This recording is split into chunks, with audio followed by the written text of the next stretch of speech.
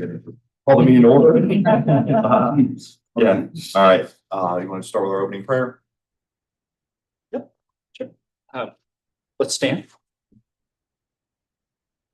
Heavenly Father, we just thank you for this opportunity to come together today to do the business of our city. And we just thank you for the men and women around this table and their dedication to and love for our city. And Father, we just pray for wisdom and discernment in all of the deliberations today. And we pray for Brandon that's not able to be here due to an emergency. We just pray for him and his family and whatever those circumstances are, and that you bring him back safely in the new year for our next meeting.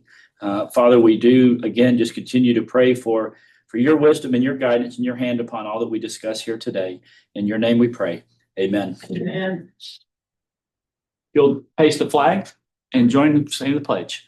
I pledge allegiance to the flag of the United States of America and to the republic for which it stands, one nation, under God, indivisible, with liberty and justice for all. All right, Chairman Byrd. Present. Mr. Danzy. Yes. Mr. Ferrera. Here. Ms. Noon. And Mr. Frank Henderson Jansenius is not with us today. All right. All right, approval of the minutes. Have you guys had an opportunity to review the minutes from last time? Yes. I do, and I do have some requested changes. Okay, sure. Just with regards to the voting issue with me. Mhm. So at the end, when we figured out that there was no prohibition for me to participate and that Brandon had participated remotely before, we said, okay, well, it's a good thing that I had documented my votes. And I had asked, and everyone agreed that it would show as a regular vote. But the way it's written, their vote is taken, and then Cecile indicates her position. Okay. So I understood at the end, we were gonna clean it up, and then it was gonna be, my vote would be counted, which wasn't gonna change any outcome, but I wouldn't be singled out as stating my position 3 times. Okay. I would just be in the vote. Any opposition to having the minutes amended to reflect that her actual vote was included as opposed to the mention of support? No. Okay, makes sense. But I do want to be clear, though, we did not record Mr. Henderson Jansenius's votes. He participated virtually in the deliberation, but not in the voting. Okay. Well, he said differently, but you will look Right. into it, so. I guess I want to be clear. So Nevin, can you vote remotely or not? If it were COVID, you could, no doubt about it. Commissioner Hughes is going to vote remotely at the next meeting because he has a medical emergency, and there are Attorney General opinions that establish how that is. I felt when this came up, because this wasn't a city commission, that it you kind of set your own rules. The issue, though, it's a sunshine law issue, and because it's a sunshine law issue, this meeting has to be noticed. This meeting has to be open to the public, or that it doesn't have to be, but well, it does by law. It has to be, and so because of that, then there's an issue of voting remotely, and it's not. I mean, the safer thing is that we don't vote remotely, but there's a difference of opinion, really. If it's not the city commission, is every advisory committee that is covered under the sunshine law under the same rules as far as you cannot vote remotely? Let me make sense here. Is there an expressed prohibition on a board or a committee like this voting remotely? I don't believe so. Okay, then I would support you were allowed to vote remotely. Yeah. Okay. All right, That's why I wanted to say that. All right. So going back to the point of Until you asked me. And that's what I felt. Actually, you said that at the end of the last meeting, when you looked at it, he said there is no specific prohibition. it's not prohibited, we all want to allow it. So, Yeah. and we all know what you want to do. So let's have the meeting minutes reflect her actual vote rather than just a mention of support. Not to muddy the water, but I think if my memory is correct, if you have a quorum present, then somebody can vote remotely. Like you can't have a quorum, Oh, they don't count towards the quorum. yeah, for the quorum. So that would be the only thing that I think would I don't know come. about that. Yeah. Are any other substantive comments? Is there a motion? I think we did just make a motion. Did we vote just now? I know we're in support of it, but if you. Okay, yeah, we can make a motion. Cecilia can make the motion and JP can second it. There you go. I second it. All right, there we go.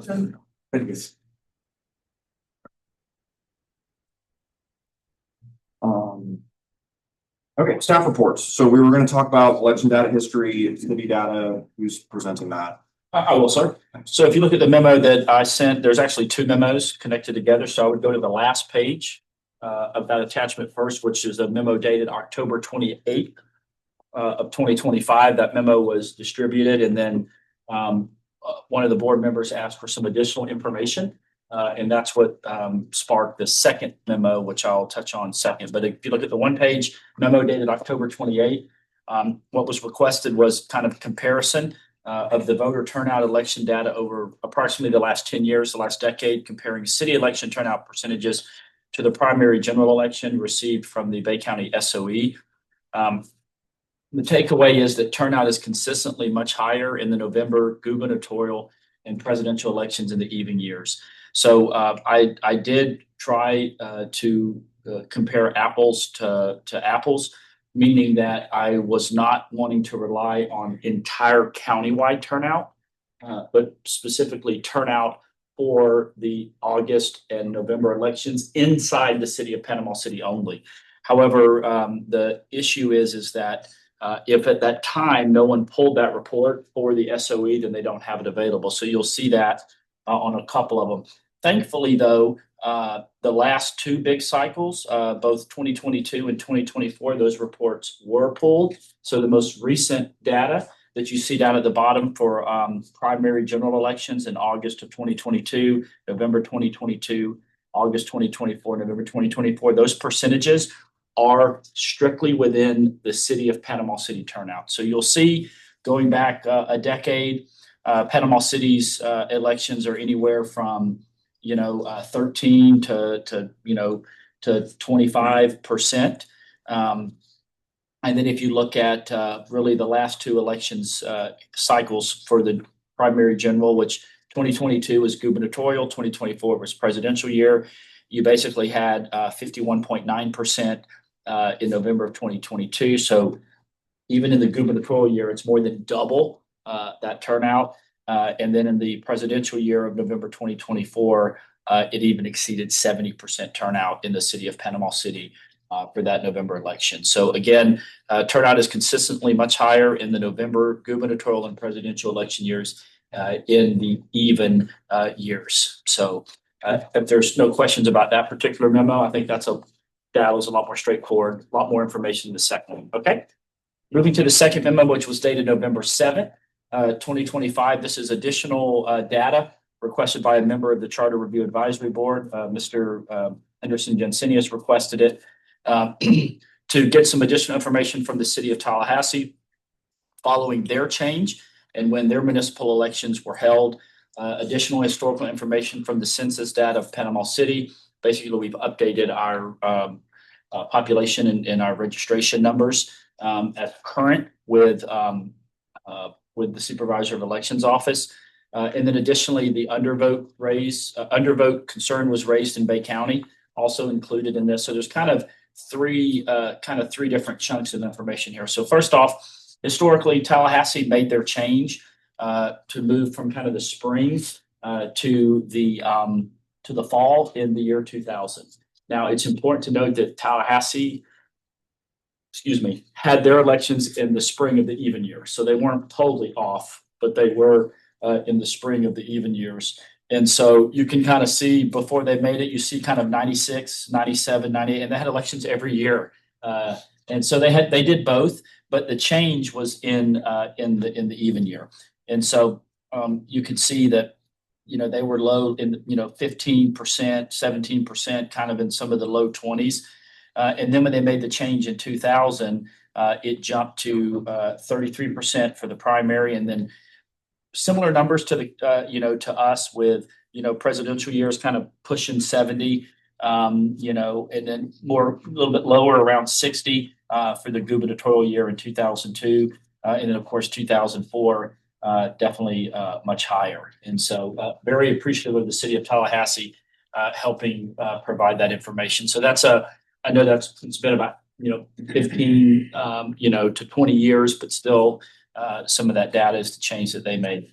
I know we initially had shared some voter registration data, but as of and just want to be clear, I think I said population, but I meant the voter numbers is what's updated, because we won't update the census again until 2030.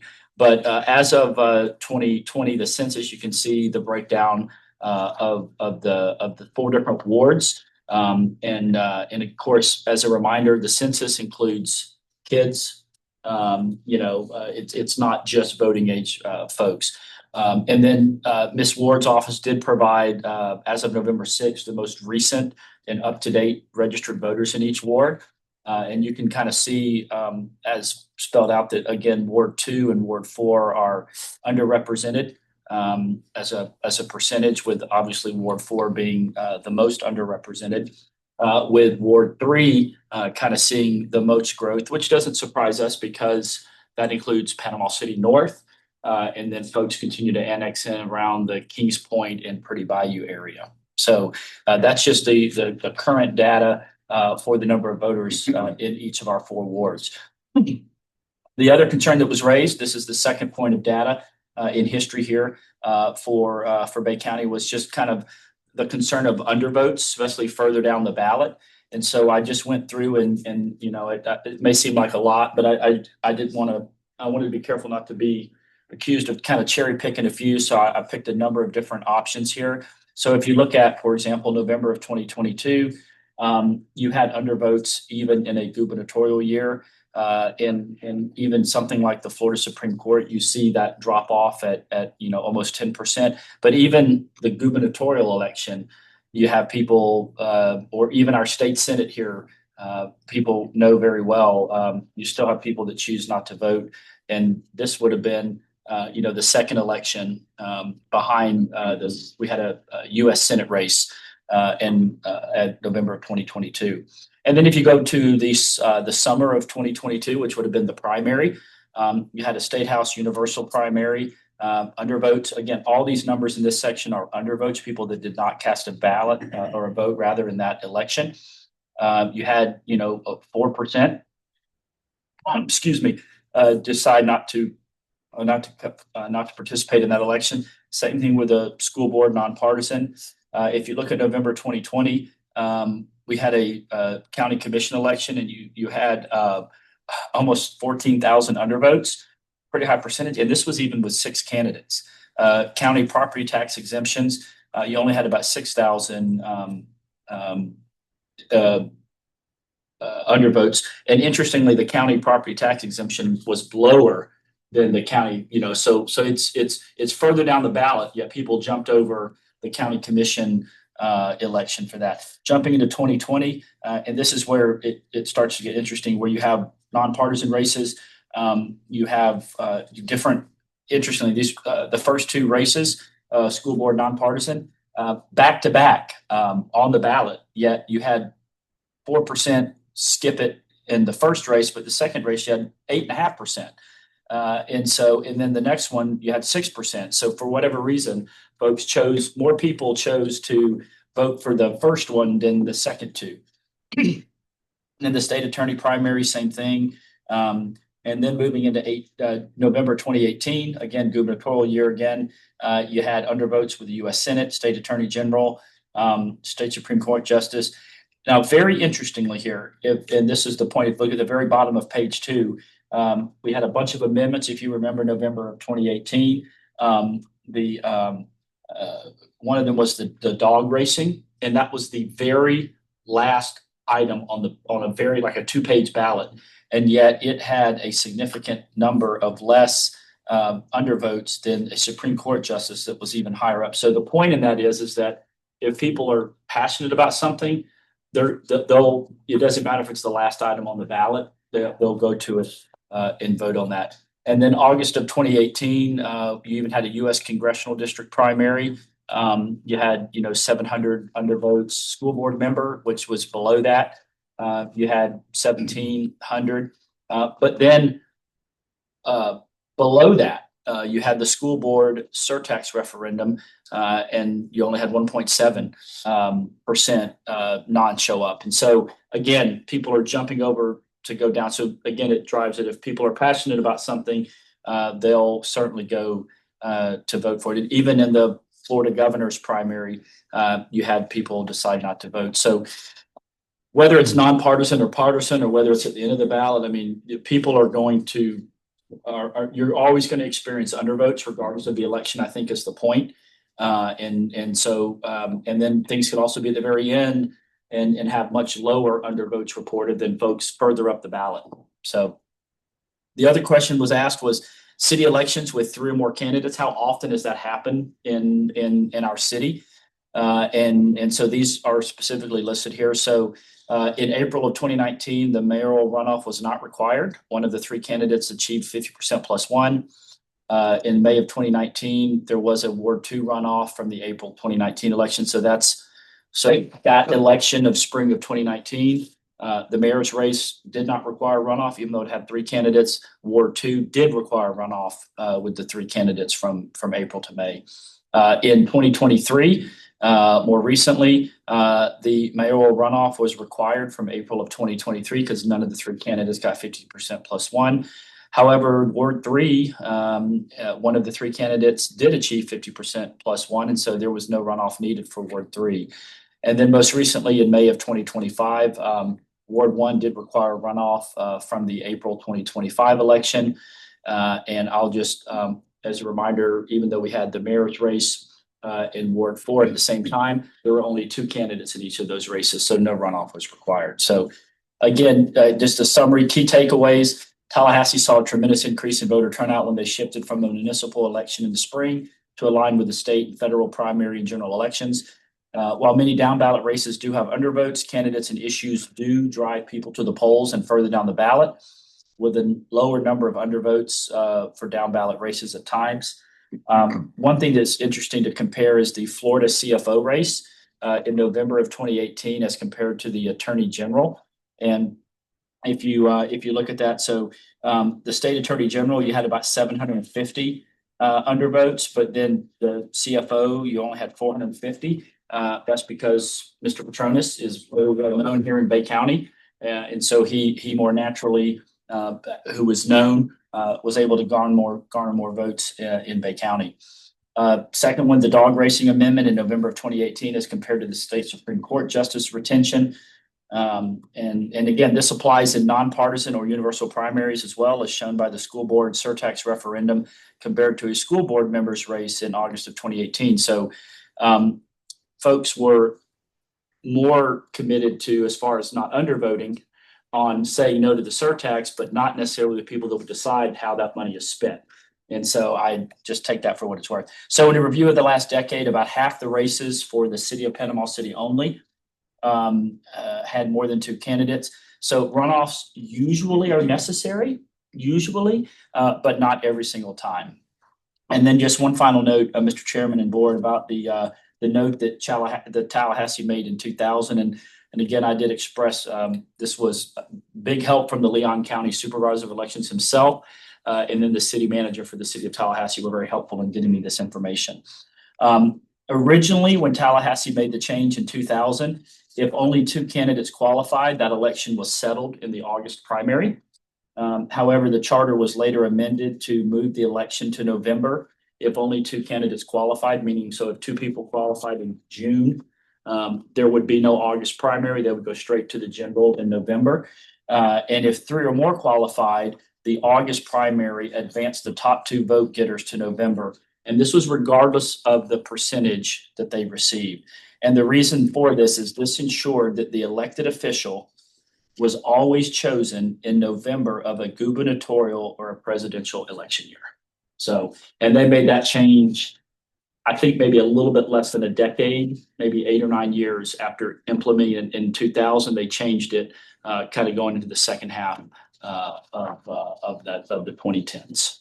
So that's all the information that was requested. If happy to clarify. I know I did email all this in advance, so y'all have all had this for almost a month now. So hopefully this answered all the questions that y'all had. And happy to go and get some more information if needed. I can tell. Wanna touch on, Oh, yes, sorry. I apologize. Thank you. Thank you, Madam Clerk. So Mr. Jensenius, Henderson Jensenius did send an email this morning, and we just provided it as printing, but he says regretfully, I will not be able to attend today's charter review meeting in person or online. But he wanted us to share with y'all that he had 91 local participants regarding moving the municipal elections to align with the primary and general. And of almost 100 participants, 82% were in favor of moving them. And I believe you'll each have a copy of this at your position. So he just wanted to provide that information, and he does regret not being able to be here today. That's all I have, Mr. Chairman. I appreciate that. What questions do we have for Jonathan about the data and the information he just provided? But clearly, if the citizens have been responding, and when they moved it in Tallahassee, it kept up a high percentage. And we have a pattern where the November time period for elections, we're getting a higher percentage in the past. We are.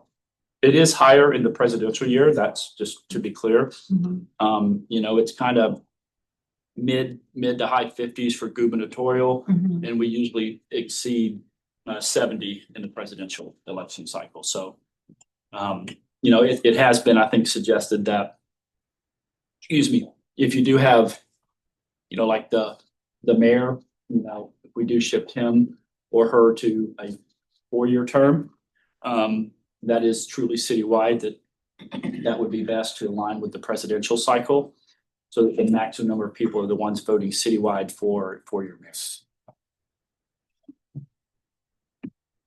You have questions about understanding the data or anything to extract from that? It's just such a good memo. It was. To your credit, yeah. Yeah. All right, so there's a citizen comments yeah, I have a or couple. citizen suggestions, excuse me, 5B. Yes, 5B, I've received a couple of emails. Actually, the top one was handed to me on paper. And then the second one, starting with the page that says sample preamble, was provided via email. So the several suggestions on what items for the charter review advisory board to consider. Is who provided these suggestions, is that anonymous or confidential or anything like that? No. Public record. Yeah, and can you share where these came from or how? The first one came from Commissioner Street. Okay. And then the second one, I don't remember the lady's name. Is it via email or something? Yes, it was via email. Let me see. But 5B is from Commissioner Street. Or is half of it? Yeah. The first, there's two actually. The one that starts sample preamble. That's the last 2 pages are separate. Right. Yeah. Okay, yeah. That one came via email.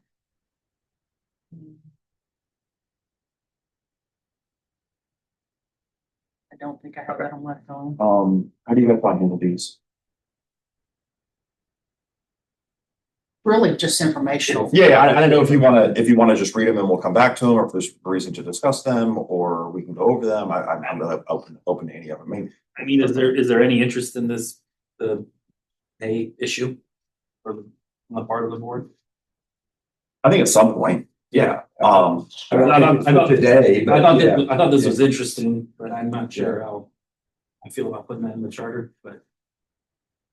Yeah. But we can set this for a discussion maybe at a later time. So I know there are some commissioners that wish they did not have to make that decision. Yeah. Currently, commission makes that decision. And there are some that wish that we would make that decision, or the charter would make that decision. Having been an elected member, that's just part of the game. You have to vote on, so Doesn't really matter to me, but that's the issue. Yeah, I'll share, I've talked with I've talked with 4 out of the 5 commissioners and Josh shared these exact same things with me. And, just like, Ron said, just, kind of an awkward conversation. The way Josh represented it to me was not that he feels like he's underpaid or overpaid, or it wasn't anything about that. It was just about, it's a conversation that needs to come up, and it's just awkward to talk about your own pay. It's politically sensitive. And to Ron's point, that's just what you signed up for, perhaps. But that was what he expressed. It wasn't a money grab or anything along those lines. It was just a general leaning towards a preference of having a formula to establish it, whatever it is, so that it doesn't have to continue to be considered.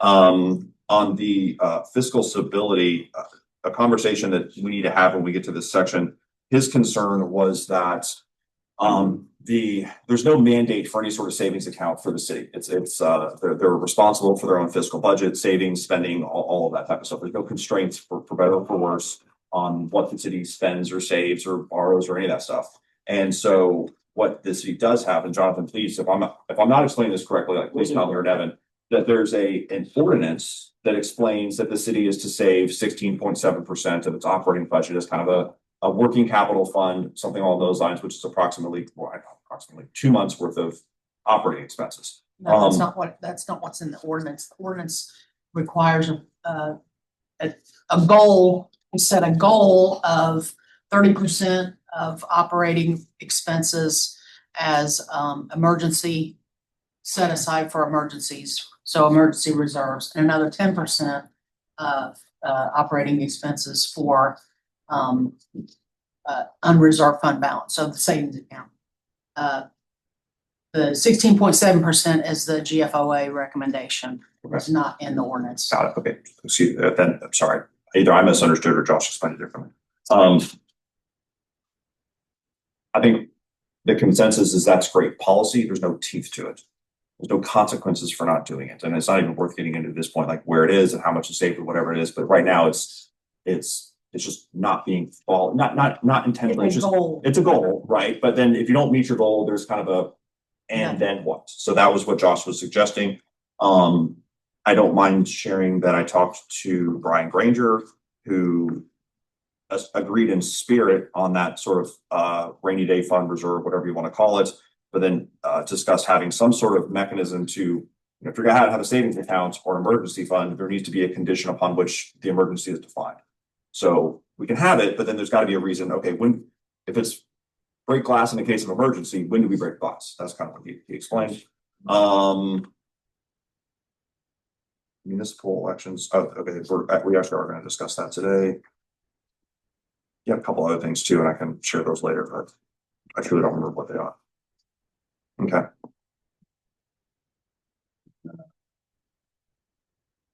Racial equity plan. Any other discussion about the citizen suggestions at this point? Well, I think they're very specific and important things to consider, but I'm not sure that we're ready to make decisions on them. Or if anybody wants to chat about it before we move on. Well, I think they're important, so I would like to discuss them in a later time. Perfect. Then any other staff reports? That's all I had. That's all I have, sir. Just the only thing is that we sent by email a couple of things. I think on Tuesday. One was Send it to me. No. I don't have it. you did not I got it. to the clerk. I don't know that I If you got send it to me, it. you would have a copy of it. Evans and Trouble. Yes.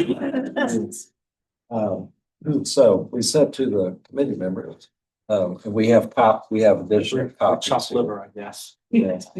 And that is, and one is a memo from Caroline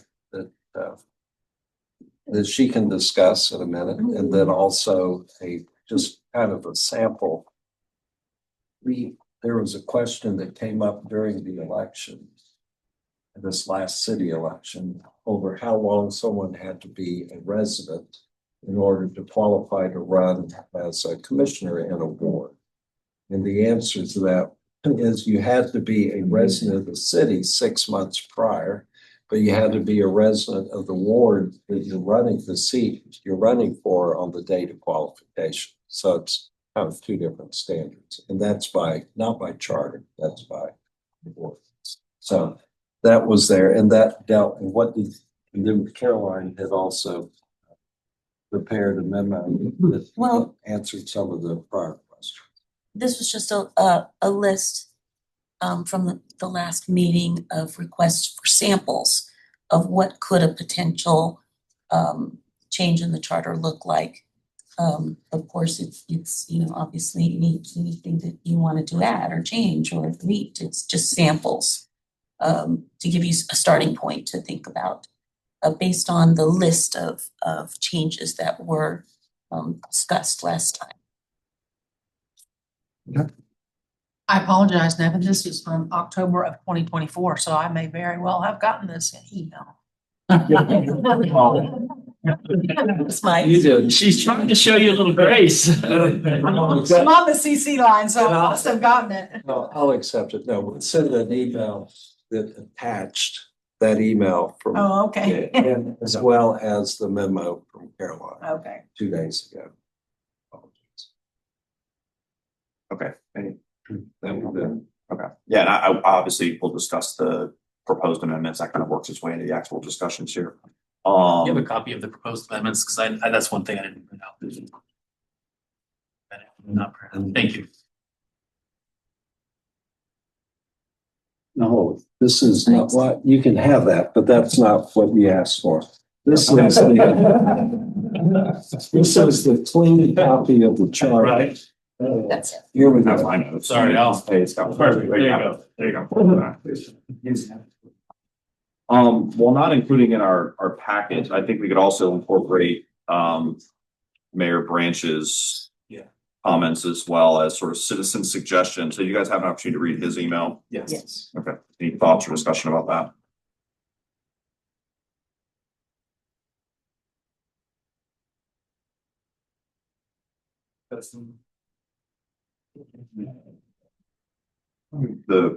The mayor, Yeah, the I mayor. mean, we can do it now. I want to give somebody an opportunity if they want to, you know. I don't have any You thoughts. seem like you have something. I have, sure, but I think it's just feeds into the discussion of the. Okay. Now how about audience participation? You gotta have something, right? I do, yeah. Okay, all absolutely. right, let's go. 3 Daniel minutes. Schultz, Start your clock, Jan, please. Daniel Schultz, 330 Mercedes Avenue. Great to be back. Jonathan, that was an excellent memo and an excellent recap of both of them as well. I think we're in a similar spot to where Tallahassee was at the turn of the century, similar to what Ms. Schoon said, which is that we are seeing a higher turnout in the presidential and the governor's races. I believe that similar to the data that we see in Tallahassee, it would carry over if we made that change to Panama City. I think it's important just to raise a few points that have been brought up. I mean, the undervote. I think that was a really good look at that. You know what I mean? Because it was brought up that what if city commissioner and mayor get thrown on at the end of the ballot and there's not as much attention paid. I think the data that we've seen here proves that does not always happen, and that people will vote for just whatever they most have an interest in. That's pretty much all I've got. I am adamantly supportive that we consider changing the election dates to align with the presidential and the governor's race. Brandon had done that poll. In addition, I've spoken with many members of my ward, and I've only heard one or two concerns, and it was concerns. It wasn't an outright no. It was, well, what would that look like? Pretty much everyone is adamant that it should at least be entertained. In addition to that, many people have asked why we haven't already done this. So the public certainly has an interest in it, and I think it's important. That's all I got. All right. Do we have somebody else online too? I think we're ourselves are considered online, but I see we have two participants. Ms. Lillard, as a reminder, she was the former clerk several years ago, and she did attend last time. Okay, that's fine. Yeah. I just have to look up and see two people. Yeah. Great. Okay, discussion. We got Article 2, sections 18 through 30. I think we're going to kind of do a top to bottom review of Article 2, and I'm happy to start wherever anybody would like.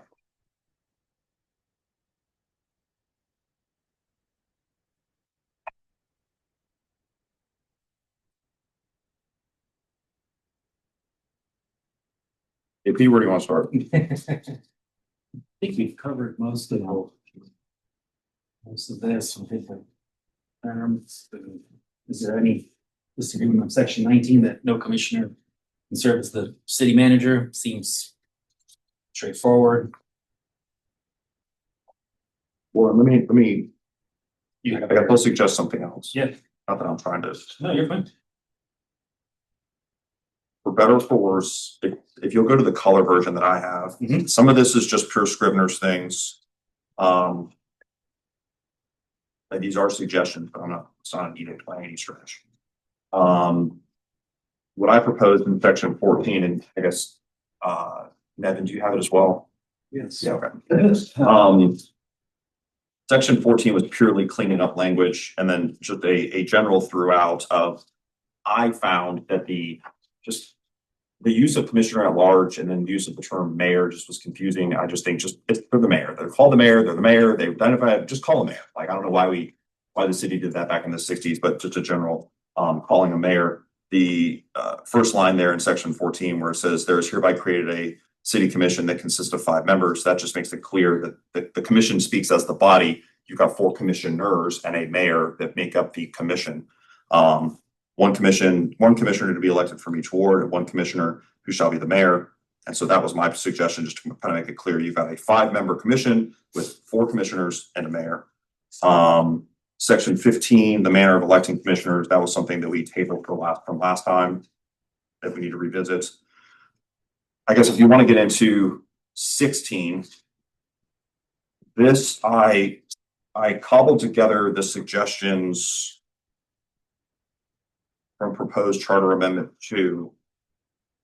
And I basically used sample 1 and then the second paragraph of sample 2.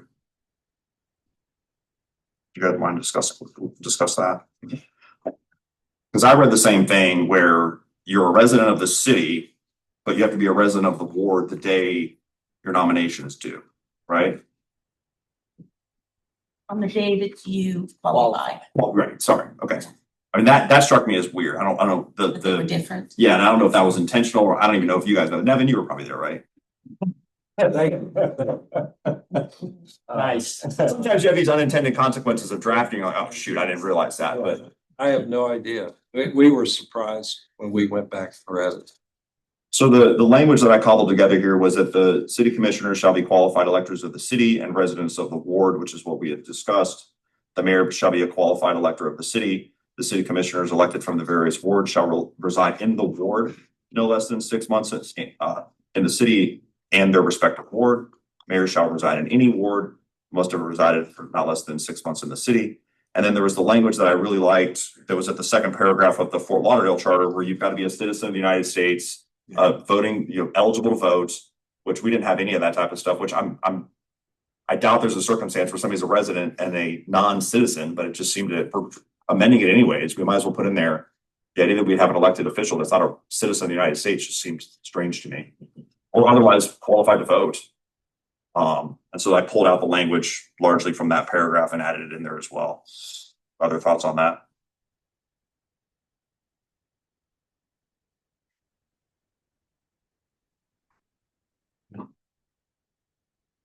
Love it, hate it. Strike it. I mean, Joe, hold it's on good. to the public about this. It's important. that was in the Fort Lauderdale thing, and it just seemed interesting to me. It's a statute. It's a Florida statute. Yeah, Oh, really? it makes sense to me that you wanna be able to. There is focus. in the Florida election. Dual office holding. So I can't be a commissioner and a state representative at the same time.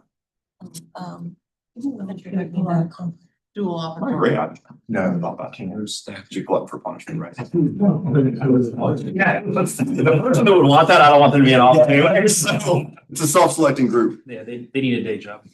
I do have, and this is maybe too much in the weeds, but what does qualified to vote versus registered to vote? That's a good, I mean, I copied the language, a great question. Qualified would go to citizenry. Well, I think. But I reckon what I'm trying to say is I think you ought to be a registered voter. Yeah, to me, Not you know, just qualified to be. not that I'm the lawyer, but Nevin would answer this. I mean, qualified just means you could be registered, but you're not necessarily registered. Right? But you're saying you better be. They would, You would say qualified, I guess, and registered, because from the lease point of view, the word qualified means citizenship. So, and registered, so there's two things. Well, doesn't registered imply qualified? How are you registered and not Yes. qualified? If we just use the word qualified, that would encompass both terms, right? Well, there are very few minor situations where non-citizens have registered to vote. You know, lawfully qualified. Lawfully registered. We can do registered or qualified, Lawfully qualified. Registered. lawfully you registered. attorneys can work that out. I just, Lawfully know. qualified would define it to you are a citizen. And then registered that you took the time to show in advance that Yes. I'm a participant in civic world and I'm not just jumping. We actually had a candidate in years past that did that, had never voted They'd never. and ran for office, and it was really kind of shocking. So we're 5 lines down on the very right-hand side, shall be duly qualified to vote at city, state, and national elections. And the suggestion is to revise that to shall be lawfully registered. Is that what you're saying instead of duly? Okay, let me look at that language here again. Where is it? What line? Section 16, 5th line down, starts with ward. And you go to the right-hand side after the semicolon, colon, you put the shall be, strike through duly and qualified and change it to lawfully registered.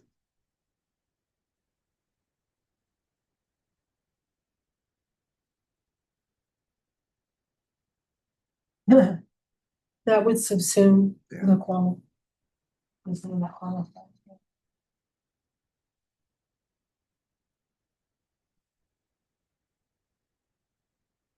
Why do I not have a section 16 or 17 in this clean version, Nevin, Caroline? It's my version. Because it was superseded by. He gave us this week. Yeah. Another copy of- It's got the red. There's extra ones running around, there should be. It's got the red. Oh, here. Here. Here. Oh, thank you. Yeah. The chairman's work, yeah. Sorry, I thought you had. So if we adopt 16 as provided here with the revision of change duly qualified to lawfully registered. So it'll read, shall be lawfully registered to vote at city, state, and national elections. Oh, quick version of this. We want to do a motion for that to move on or not. And then so to keep the language, be a citizen of the United States. Even though it's implicative, but that's what we're saying. You could, yeah. Well, for people who are not as fine tuned into the law, they would understand what we're doing. So I, for that reason, I would leave it. So I move that, we make the modification to the blue instead of qualified. We have shall be lawfully registered to and carry. Is there a second? Then we have Ron a chance to finish up. James, you need a second or you? He's reading. I'm still reading because there was a case. If I'm in ward and I move out of the ward, I vacate my office. So that's the way I. Okay, that's good. Because the very last line, who ceases to possess the qualifications regarding Okay. herein shall Forfeit, forthwith right. forfeit this. That's good. Yeah. Second the motion. Okay, any other discussion?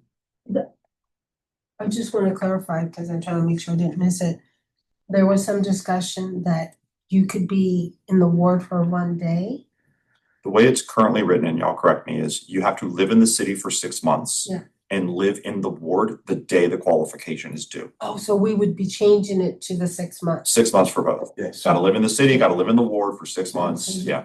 Yeah. Otherwise you're And gonna. then one of the considerations that I had was what the term reside means, but then I read something that you guys put together that is defined somewhere else. Yes. I had the same thought. Okay. Define somewhere else in the charter? It's in the statutes Yeah. somewhere. But I think what we're wanting to do is make it so a layperson knows what's going on. We don't wanna make them, that's such a critical issue. I think we should define resident if it's not in the charter. It's not. And I think we're beholden to put that information there. Would you suggest, I'll circle that. would you suggest including the actual language of what it means to be a resident or just refer to the statute? The language, because we want it to be user friendly and the site to be friendly. You could cite the statute. They could read further if they want to, but I would put, resident is the place where you have a vote or where. I guess we could define it how we want to. I mean, there are issues that pertain to this with regard to voting and other things, because technically there are some legal definitions, as you know, where it's where I'd like to be. I'm in the hospital, I had that experience. I was in the hospital in Atlanta for almost a year of getting treatment. But my home and where I wanted to be was here, so my residence never changed. Do you know what I mean? 100%. The question would be, do you just want to make a reside as defined under Florida statute, whatever, or actual have the copy in the. I think we should put the copy in the charter. I think it's important. And then also the sites, a person could go into the law if they wanted to. Well, this is a very practitioner thing. I would not do both. Okay. That's confusing. I either have our own definition that mirrors what's in the statute or just kick it to the statute, and if the statute changes, so be it. But I wouldn't do both. That's because then what if the statute changes in our definitions, then they become, you don't cite to two sources. I see. That's I wouldn't. But I don't have strong feelings, so I'll totally defer to you. If you want the actual language, great. If you want to just say follow the statute, I'm fine with that too. I would like the language because I'm for making this accessible to as many people as possible. Well, can you do that? I'll make a note. Okay, great. All right. So any other so considering that we're gonna incorporate the statutory definition of residence as it's basically written in the statute, then any other considerations for this provision? Just a question, how does this play into section 22? The commission shall be the judge of their qualifications. Are there any other qualifications, or I'm trying to figure out what that is and how that plays into what other qualifications then would we need for section 22? Remove that. That's kind of what I'm wondering. Now that we have explained and laid out the qualification, can we? Well, It's an excellent. they're kind of judge and jury at the same time. So if somebody came forward and said, actually, JP's moved, he doesn't actually live here anymore, then somebody has to say, all right, we've reviewed it and voted on it, and we've decided you're right, JP doesn't live here anymore. So you're off. Somebody's got to make that decision. And I guess that's where Okay, we that makes sense. need to have some type of removal, and that's the whole. That's what that means. That makes sense. Well, I mean, Okay. I've never had to deal with this before, but I would imagine, let's just say, for example, Alan moves to, wherever, Alaska. There's got to be some decision. I think the commission would have to meet and say, Alan has moved away. We hereby vote that you're in violation of section 16 and you're off the commission, right? Okay, so they're the decider of these criteria. Somebody, like you said, somebody needs to do it. Mhm. If somebody disagrees with that decision, they can take them to court. Mhm. Okay, all right. Who would have standing to take him to court? Any citizen? Maybe this gives them standing. And is there any other procedures besides? Well, obviously, The commission is the judge. using Alan again, Alan would have standing if he didn't think he should have been removed. Of course, but if a citizen wanted to complain about it. I don't know if a citizen would have standing. Well, what this is bringing up is I think there needs to be a simple procedure set here or somewhere of how to do it. Well, isn't that what section did you just say? 22. 20, Well, that's yeah. kind of the question. Is there a procedure? Or is that Not- it? It's not, there's not a clear procedure. Because I know that there's a procedure for Well, removal there's recall. of city manager, right? But I don't know of the other one that they're. Recall. Yeah, there is, we have looked at the issue, has been asked, well, how does the city commission remove a commissioner? Yeah.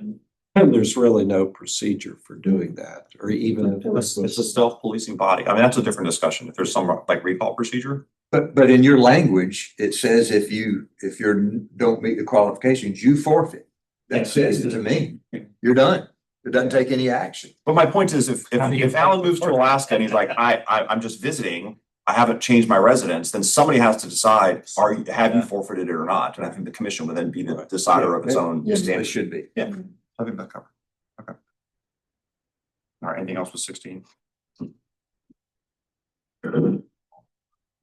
Aye. The term of office in 18, I incorporated the suggestions with the exception that I suggest striking through the sentence there that talks about taking office in 1985 and 1987. It's just obsolete. Yeah. And then the term of office of commissioners elected from the ward shall be 4 years until their successors are elected. The term of office of mayor shall be 4 years until their successor is elected. And mayor shall be elected with the commissioners of ward, what, and I just threw in 2028. Because if we're going to do that fully implied alignment with the general election. I really, now that I'm reading it out loud, that was not the intention. I just picked a date, but we can put a pin in the date. But if the rest of it's okay, we can move on. Well, the date would have to be 2028, right? Because Well, I guess it could be April of 2028. the charter gets voted on and changed, that would be in time for 27? No. I'm pretty sure they've already penciled out the dates a little bit. The current term expires in April or May of 27. Yeah. And so for the mayor. Right. And for two of the commissioners, Commissioner Lucas and Commissioner Granger's wards.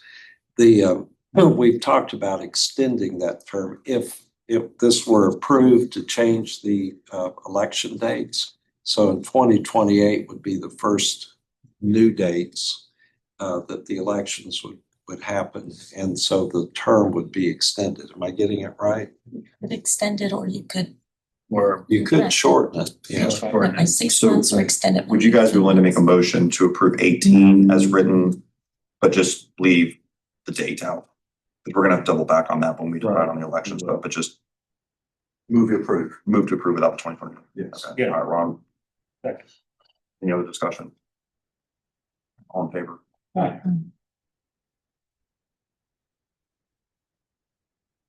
Okay, 21. This is purely based on the comments that we received about dealing with staff. And I made this up. All right. And this might be rogue and I'm fully it, but if you guys are, I don't want to talk about this right now. And nobody's even asked me. This is purely Brandon's got a little out of over his skis on this thing. I suggesting language in 21 that the substance is that the commissioners would have the authority to hire legal or I say legal support, hire administration and their own like admin, like a legal aid. Like it just seems strange to me that you have these commissioners that have all this responsibility and don't have. I know they have the full support of staff. Don't get me wrong, but everything goes through Jonathan. He's doing a great job, but like they can't have it sounds like they can't have like a secretary. They do. Yeah. Lindsay is their executive assistant, and for all of these things that you've asked for or that you suggested, she does that for them. She's paid half out of the city commission budget and half out of the city manager's budget. And she is their executive assistant and mine. But scheduling, correspondence, research assistant, administrative functions, she does all that for them. She books all their travel, drafts letters for them to send. They come in and sign it. She already does that. Keeps their schedules. Are they authorized if they said, hey, we all want to hire our own? So you're talking about hiring 5 more employees? I just don't, would they have the authority to do that? When I walked out of that open meeting that we had, it sounded like to me that, I truly don't remember who mentioned this to me. They're like, yeah, we don't really, we have, I guess they didn't mention, I forgot what's your secretary's name? Lindsay. That just didn't come up in the conversation. They're like, I don't have anybody to turn to that I can talk to because we can't deal with staff. And that's what Nevin talked about, was that deal word is a problem. And so if I've hit on a third rail here, I didn't intend to do that. I was just trying to help give them the authority to bring on more support if they needed it. You're reacting to the word deal. Because what does that mean? Yeah. Well, we know that it doesn't include notwithstanding the foregoing. You're just making it clear that clearly they can have administrative support.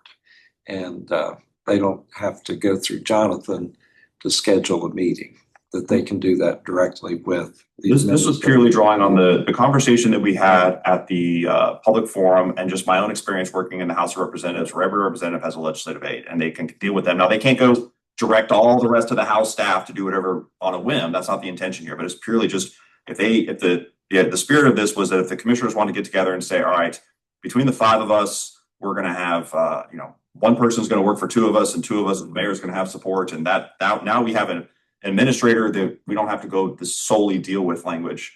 But I guess the first thing would be from the board, is this something worth entertaining? Do we want to put it in this? I clearly heard, I think at least two of the commissioners stated, I was waiting to get information on this for 2 months. I couldn't do anything. And that was concerning. They were talking about historical experiences, their lived experiences. Okay. And I think what you're bringing up is a way for them to get direct access, someone directly under them who's going to make them happy and not be balancing all the other things they've got to do to get the answer. It was the way I drafted it was very broad. If they want to hire, they can. If it's got to be in the budget, they've got to decide how they want to handle their own administrators. But that was the idea. Ron, what do you feel about this? Am I chasing windmills here? As a former elected official, I had somebody at the district, but that person was called the board secretary. Mhm. She just handled the board. Obviously, she came under the org chart of the superintendent, but she reported to us, and one for all five worked. But I guess what you're saying is we have a half of a person.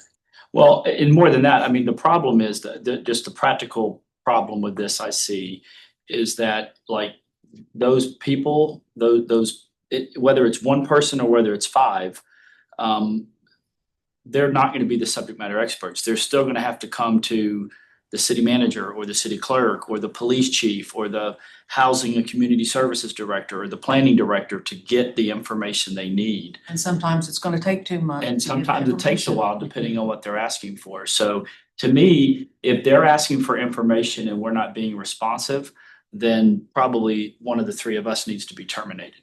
And that's. Oh, that's so. No, I mean. And I just don't take it that. No. I mean, so the issue is. I mean, John, I can honestly tell by your body language this is not sitting well, and that's not what I'm trying to do You here. know what So I'm I saying have like is a that- candid conversation about this. Yeah, no, it's great. So I think. My bosses are probably watching this, but I just know that first off, we have a very new commission right now. And so and I think they all would admit that they're learning a ton right now. And so I think that's a natural feeling, as part of it. Even to Ron's point, I mean, all the employees do fall under an executive to some degree. So now what would probably be better is to put in a budget where you kind of have, like, you could have a second. We used to have two assistants in the city manager or city mayor and commissioner's front office. And I didn't feel that there was really enough warranted for two of them. Plus we were making some cuts. And so we decided not to replace that one position. I think the issue for me though is on what research they're wanting done. If you hire more an executive assistant type position or even an administrative assistant, again, they're not going to be the subject matter expert. So they're going to rely on whatever the issue is. The issue area is that they're going to rely on that. And so that you potentially could have, the board's, and it's more than a secretary, it's more like an executive assistant kind of going around asking questions and the director is going to be like, well, I don't report to you. I'm going to go through the city manager. So I could see it muddying the waters. What I would spell is that or maybe spell out like what is the problem that we're trying to solve? If they truly, if it's a research position, then maybe that's a position we create that's a research assistant. The problem that I'm perceiving, Mhm. and I'll tell you, no commissioner or the mayor has expressly announced this to me, other than the feeling that I got and some of the comments that were made at that public meeting, was that it is a very, very demanding position and time consuming position to be a city commissioner or a mayor, Yes, sir. particularly a mayor, as evidenced by Alan's email. Mhm. And yet, and the pay's fine, but it's not a full-time, based on the time that you put into it, the pay that you get, not a great gig. Okay. So the idea was if there's an ability to provide more direct support to help them be more effective and reduce some of the more like time consuming data gathering, arranging of things, that it's just kind of giving them more support. And that was the idea here. And then when I heard the comment about that they can't deal with staff, and that was one of these hindrances, I was like, well, let's try to put something in here that solves that problem and allows the city to put more resources directly behind the people that are putting forth the time and making the decisions, and reduce some of the laborious data gathering, calling, following up, that type of stuff, scheduling type things, so that they can have more direct support. That was the idea. It certainly wasn't to create this weird web of personnel or have people under you or next to you or whatever else. Well, I mean, this says practicing lawyer myself, and I've had 3 people working for me, half person, I've had various sizes with family and everything of my law practice. But it is extremely helpful to have someone you can turn to and say, run this down. Like, they will still have to go to the subject matter expert, but they're gonna read the rules, they're gonna go into it, versus me, the lawyer, who I'm trying to make all these decisions at the top level, and I'm doing all this administrative stuff. It's very, very, very time consuming. They have 3 people. They have 3 people. Run it down, run it down, run it down. That's what you're talking about. We're their assistants. I mean, if they need something, they come to us and they ask for it. And they have an executive. I'm just telling you what it feels like to be in a decision-making situation. Am I gonna sue? Who the plaintiff's gonna be? All those decision makings at the top level. If that same person has to be the one that's asking and following up, and there's a document that goes with it, that drags I see what on you're saying. time. I think the That's what I'm challenge, saying. the challenge in this situation is it's not really the commission's job to make recommendations. That's staff's job. So I don't know what recommendations, I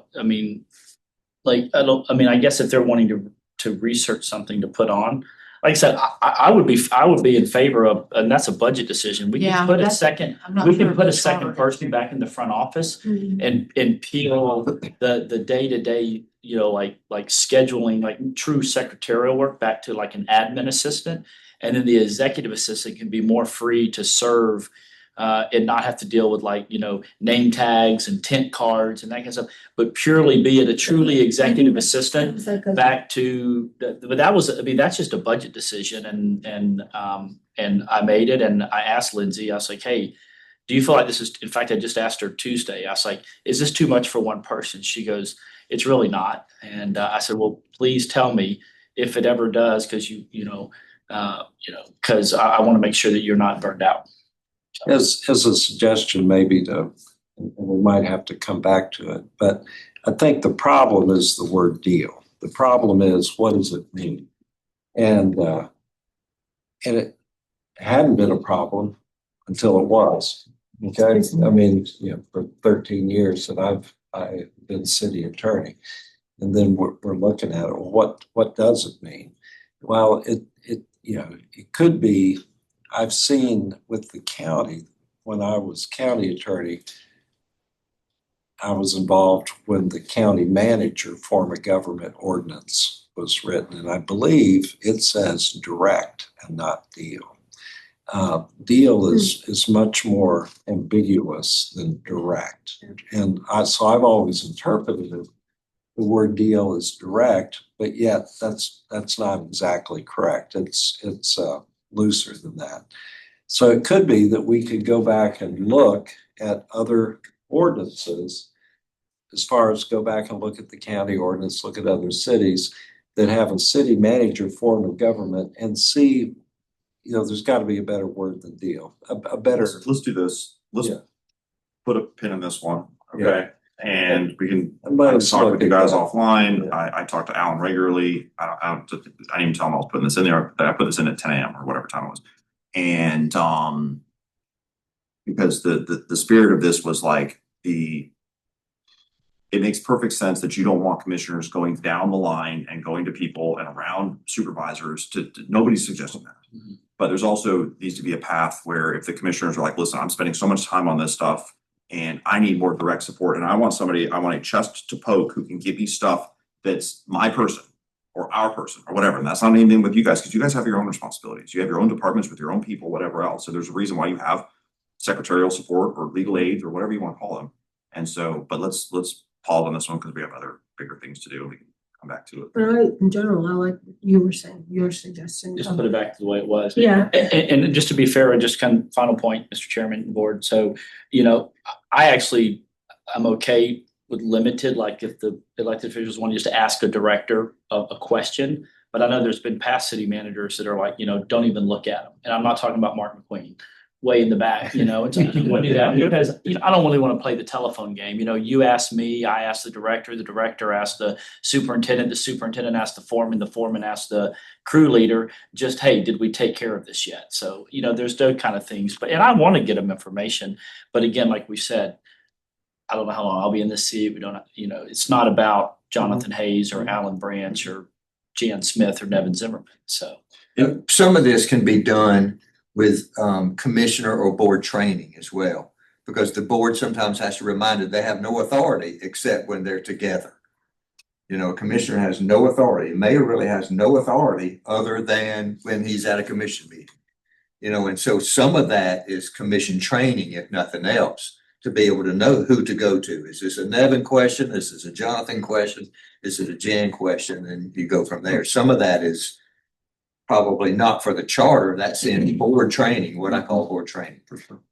Can I ask for a clarification for next meeting about what the current notice is about communications from the city commissioners to, can I get some filling in of what's allowed, what's not allowed, those type of things? Because as present, as stands, what's the status quo? What are we dealing with this shall deal and shall not directly interfere?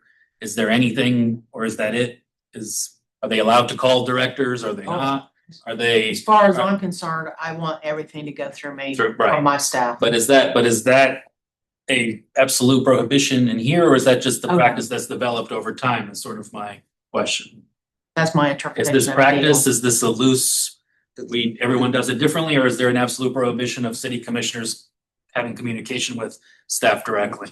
It's kind of a difference in policy and procedure. Is there? Well, they clearly stated that their practice is not to do that. Correct, but is there a prohibition currently? Or is that just what I has? thought that's what the That's- deal means. Yeah, that's Deal. my interpretation of deal. That's, And that's the issue. The issue is the interpretation of the word. Been understood that they cannot have direct communication. Well, yeah, but if this doesn't actually prohibit it. from okay, the issue comes. We need to find it. And ultimately it ends up at my desk. And I say, well, sure, they can ask questions. Citizens ask questions, commissioners can ask questions, but that's different than dealing. Well, because I've always interpreted dealing like directing, but then you can ask questions in a way that is just, not harassment, but just where there is not a clear.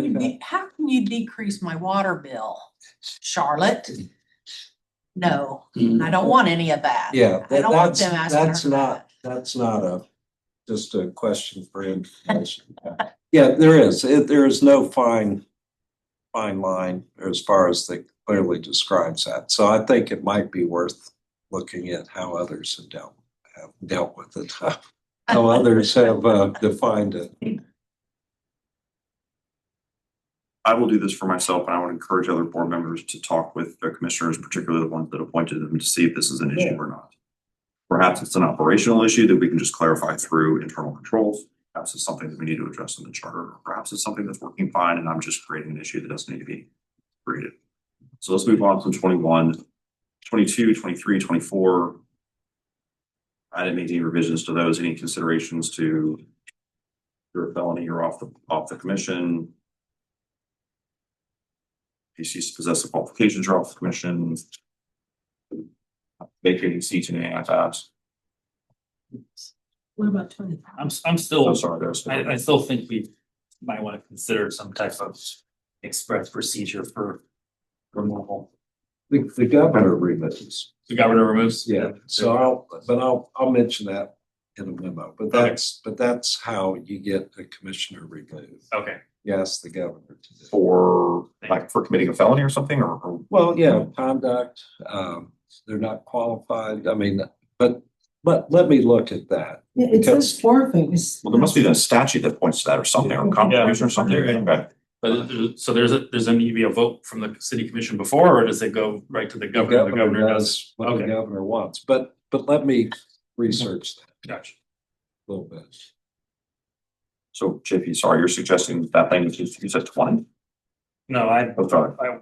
we were just, what was the It's kind of a global. 22, 23, 24, this kind of. Just the whole, how is a city commissioner removed from Yes. office? Kind of question. Yes.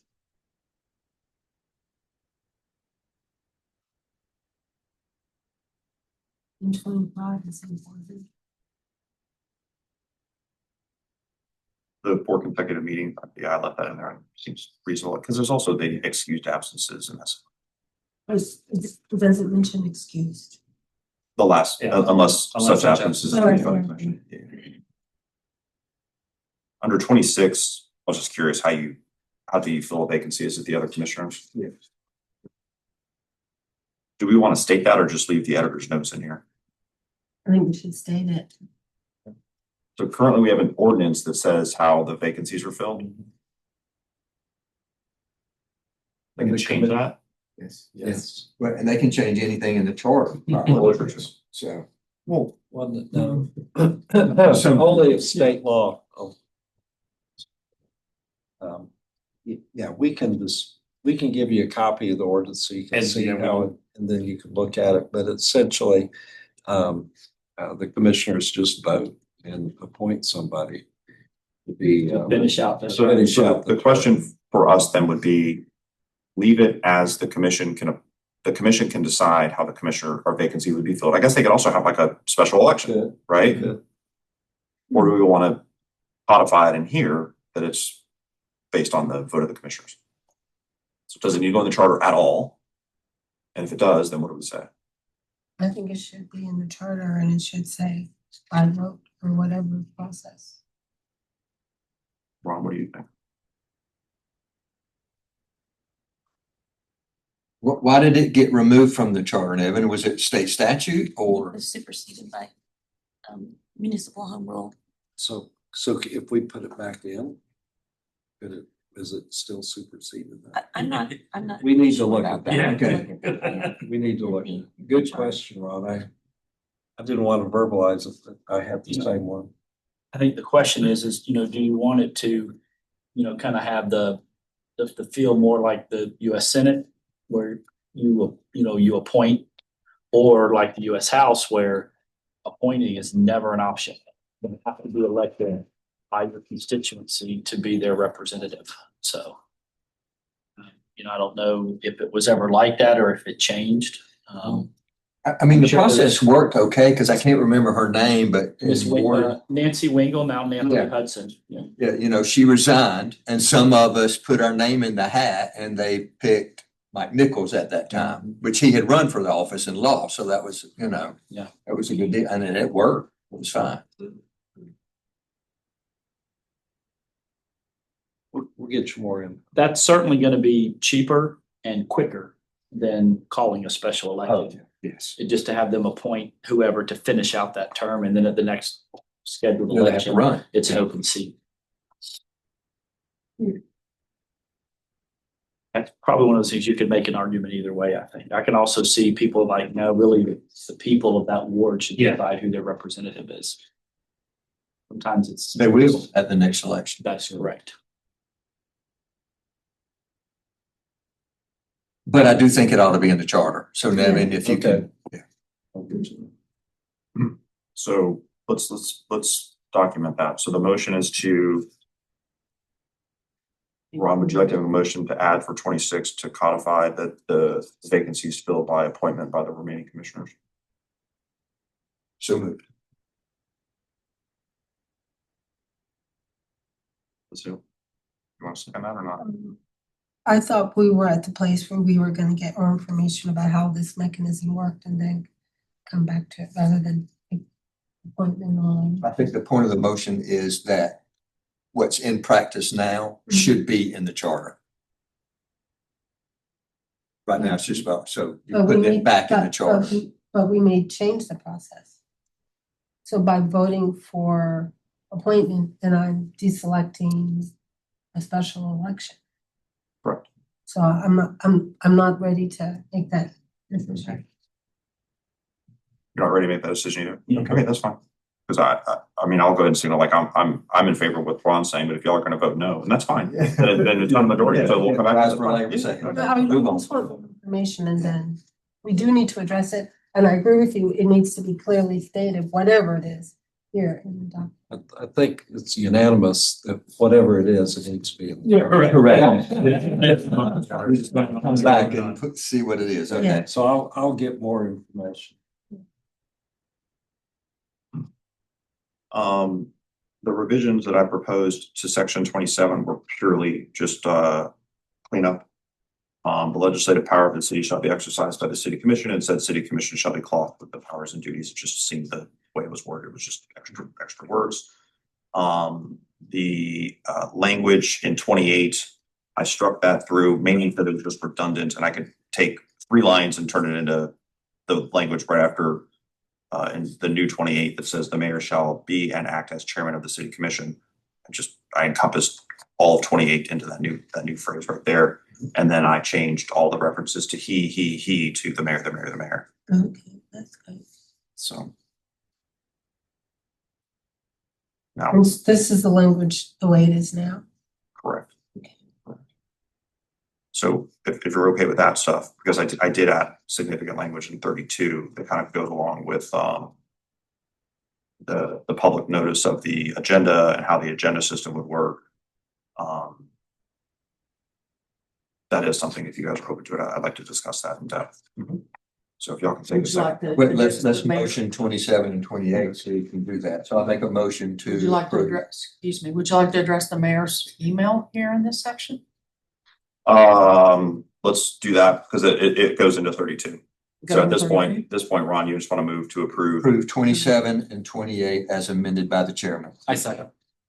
I do have a question. I'm assuming on 27, the second line where you crossed out S and said city commissioner, I think you probably meant to cross out ER and S, so that would mirror line 1.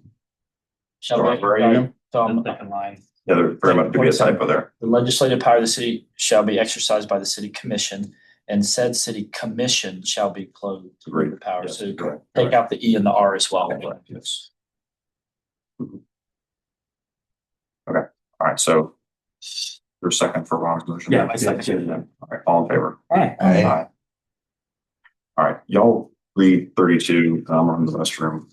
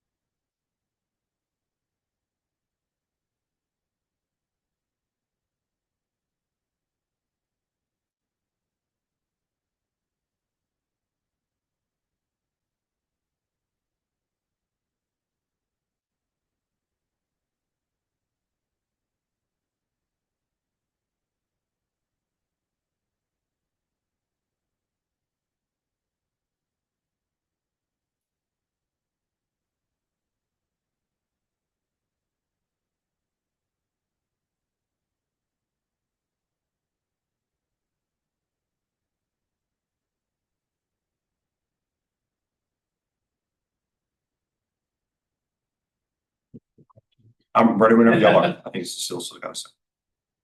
I was just reading. Mr. Hayes, how is the agenda done currently? So the clerk, kind of controls the final agenda, but I mean, under my section, as long as my team gets everything, in on time. And there's a lot of things where like none of us really has a decision if it goes on the agenda, not like zoning stuff. Yeah. Annexation stuff. So, I mean, my only comment to this is that, I mean, I wouldn't even give the city manager authority to just remove stuff because a lot of times I don't have a say whether or not it goes on the agenda. Public hearings, and then quasi judicial type hearings. A lot of that is initiated because again, people want to change their zoning. They want to come into the city. They want to merge parcels, that kind of stuff. I mean, that's probably what, a third to a half of the agenda most of the time anyway. And then the other items that come on the agenda are usually budgeted items, but if they're over $100,000, because of purchasing, commission has to kind of sign off on it. That's the kind of stuff that would fall under city manager. We also have special events if it requires road closures, if it involves the selling of alcohol. That's if it's going to potentially violate the noise ordinance, the commission has to approve all of that kind of stuff. And so, I mean, and I may not like an event, but it's not my decision. And so we put it forward and the commission, kind of decides that. But at the end of the day, the clerk's office finalizes the agenda with what he or she's been given. And then we've actually publicized it, a week out now. We've been doing that for maybe 4 months now? Yeah, 48 hours is like a special call. Yeah. An emergency meeting. Everything's out a week at least. But so how does that flow? So like all the hearings you just mentioned, that goes to you first and then? First it comes to staff and planning, and then it goes to the planning board. And then the planning board makes a recommendation and staff either concurs or does not concur. And then it comes, to it's its own section on the agenda. And that's not even really under me or the clerk or the attorney. That goes straight, that's automatic. Public hearings are, they're the front, they're actually ahead of audience participation and everything. So let me share why I prepared this way that I did, my context for it, and then if you feel like I'm even advocating too much for this, because I'm very passionate about this, then I'll even step aside as the chair and Ron can take over or whoever else. Okay. So the number one frame of reference, as I told you guys, I do community association law, and all my condos and all my homeowners associations have to post their agenda 48 hours in advance so owners can see it and decide whether or not they want to attend the meeting. The idea to me that a city is not similarly bound and that as a citizen, I don't know for certain what's going to be discussed at a city meeting is insane. The specific example of this is it just is what it is. But it wasn't that long ago that all of a sudden there was a discussion about doing an entire ground lease over the marina that wasn't even on the agenda until the meeting started. To me, that is absurd. And now that process has been more publicized and out there's a lot more public participation with it, and rightfully so. So to me, the idea that like I should be able to look at that agenda, and I know it's kind of theoretical, but I should be able to look at it and say, nope, they're not talking about anything that I'm interested in. I'm not going, or, oh, shoot, I've been waiting for them to talk about this. I want to go. So, and this is not a very high bar. Every one of my little rinky-dink condo associations can do it. And I just find it very hard to believe that a municipality can't do the same thing. It doesn't owe it to the citizens to do the same thing.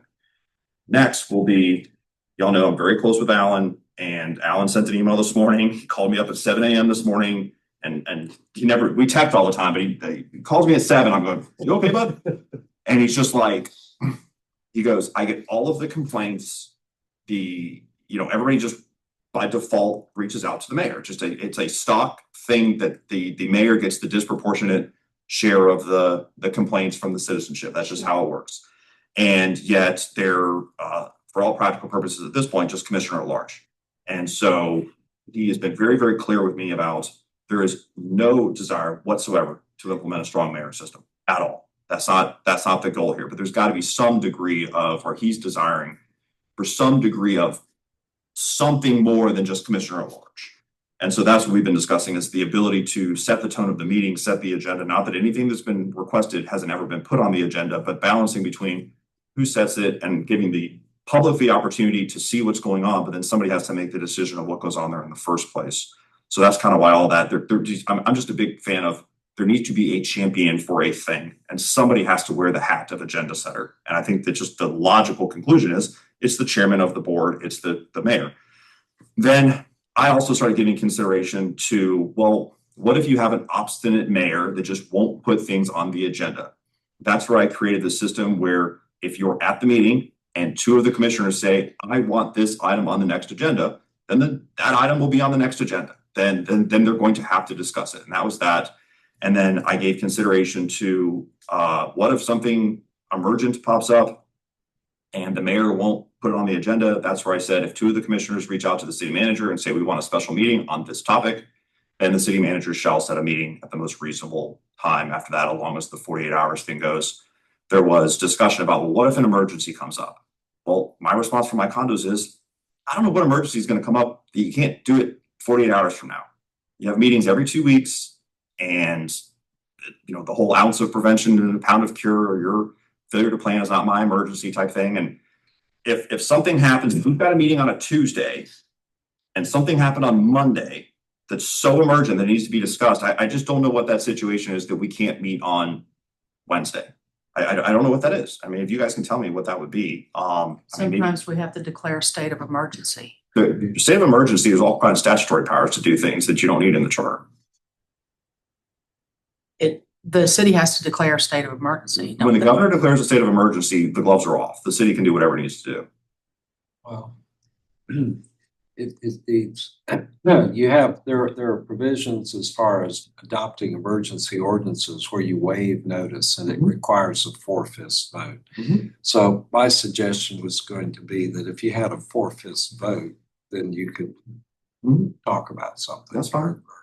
I mean, in other words, have an extraordinary voting requirement.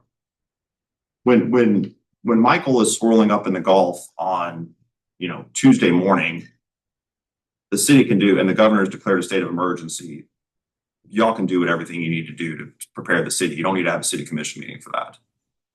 There's no way. It requires a state of emergency declaration to get reimbursed. Voted on by the commission. Yeah.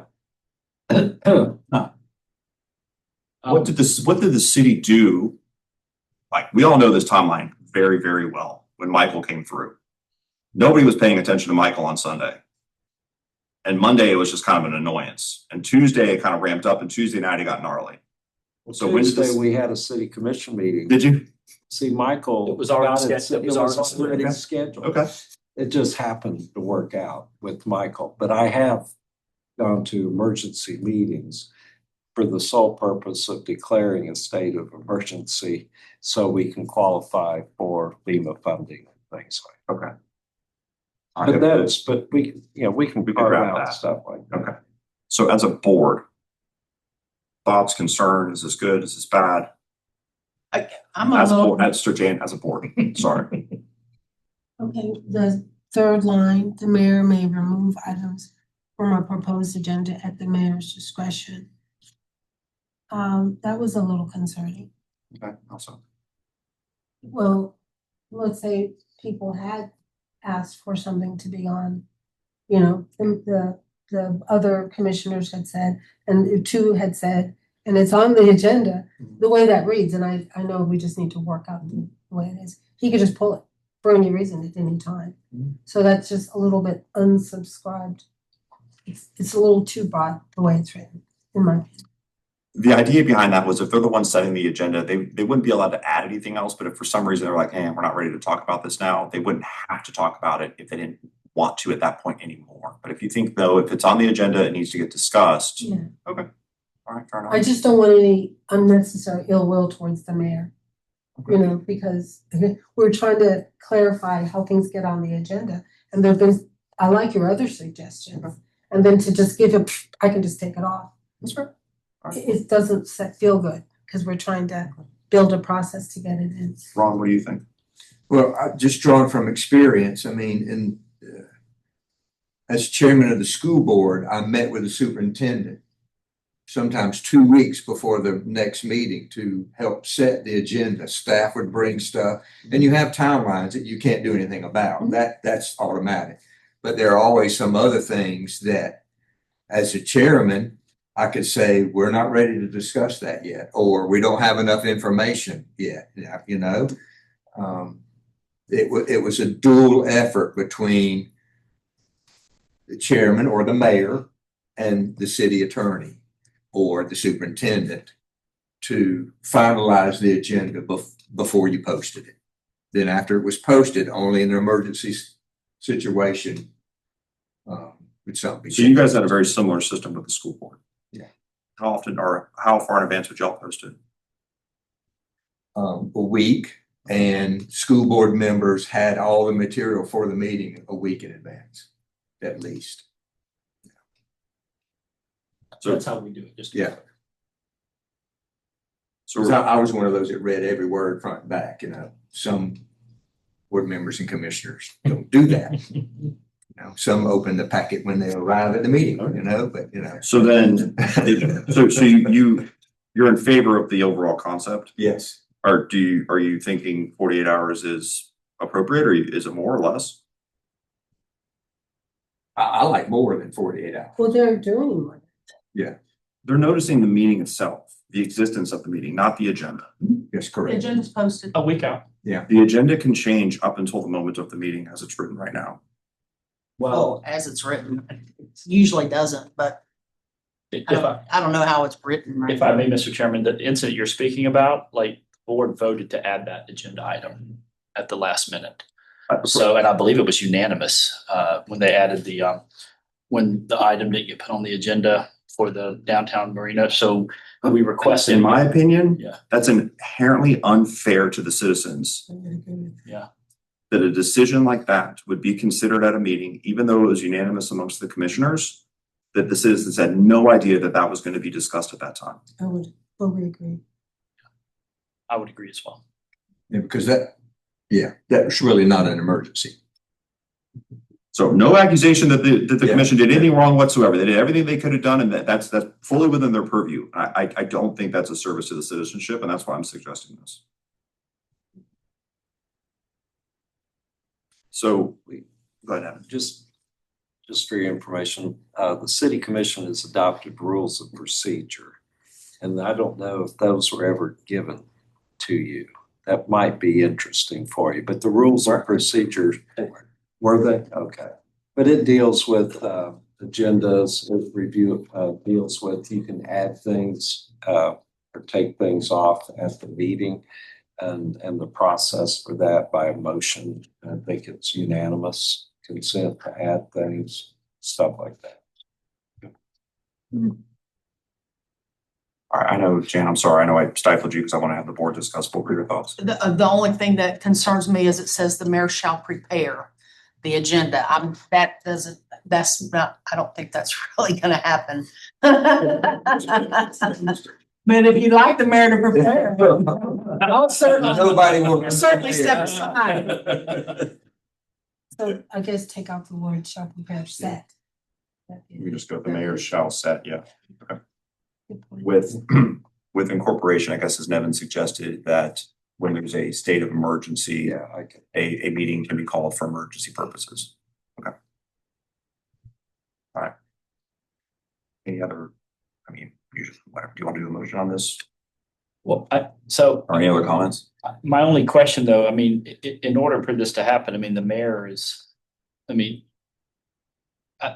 they're gonna have to be way, way more involved in the day-to-day operation of the city in order to fully understand what goes into the agenda. I think that's the only, so I think you might need to consider some type of hybrid type setup or something if you really want them, because there's just so much that goes into it and to, without changing salary or hours or something like that in order to fairly ask that of whoever sits in the mayor's seat.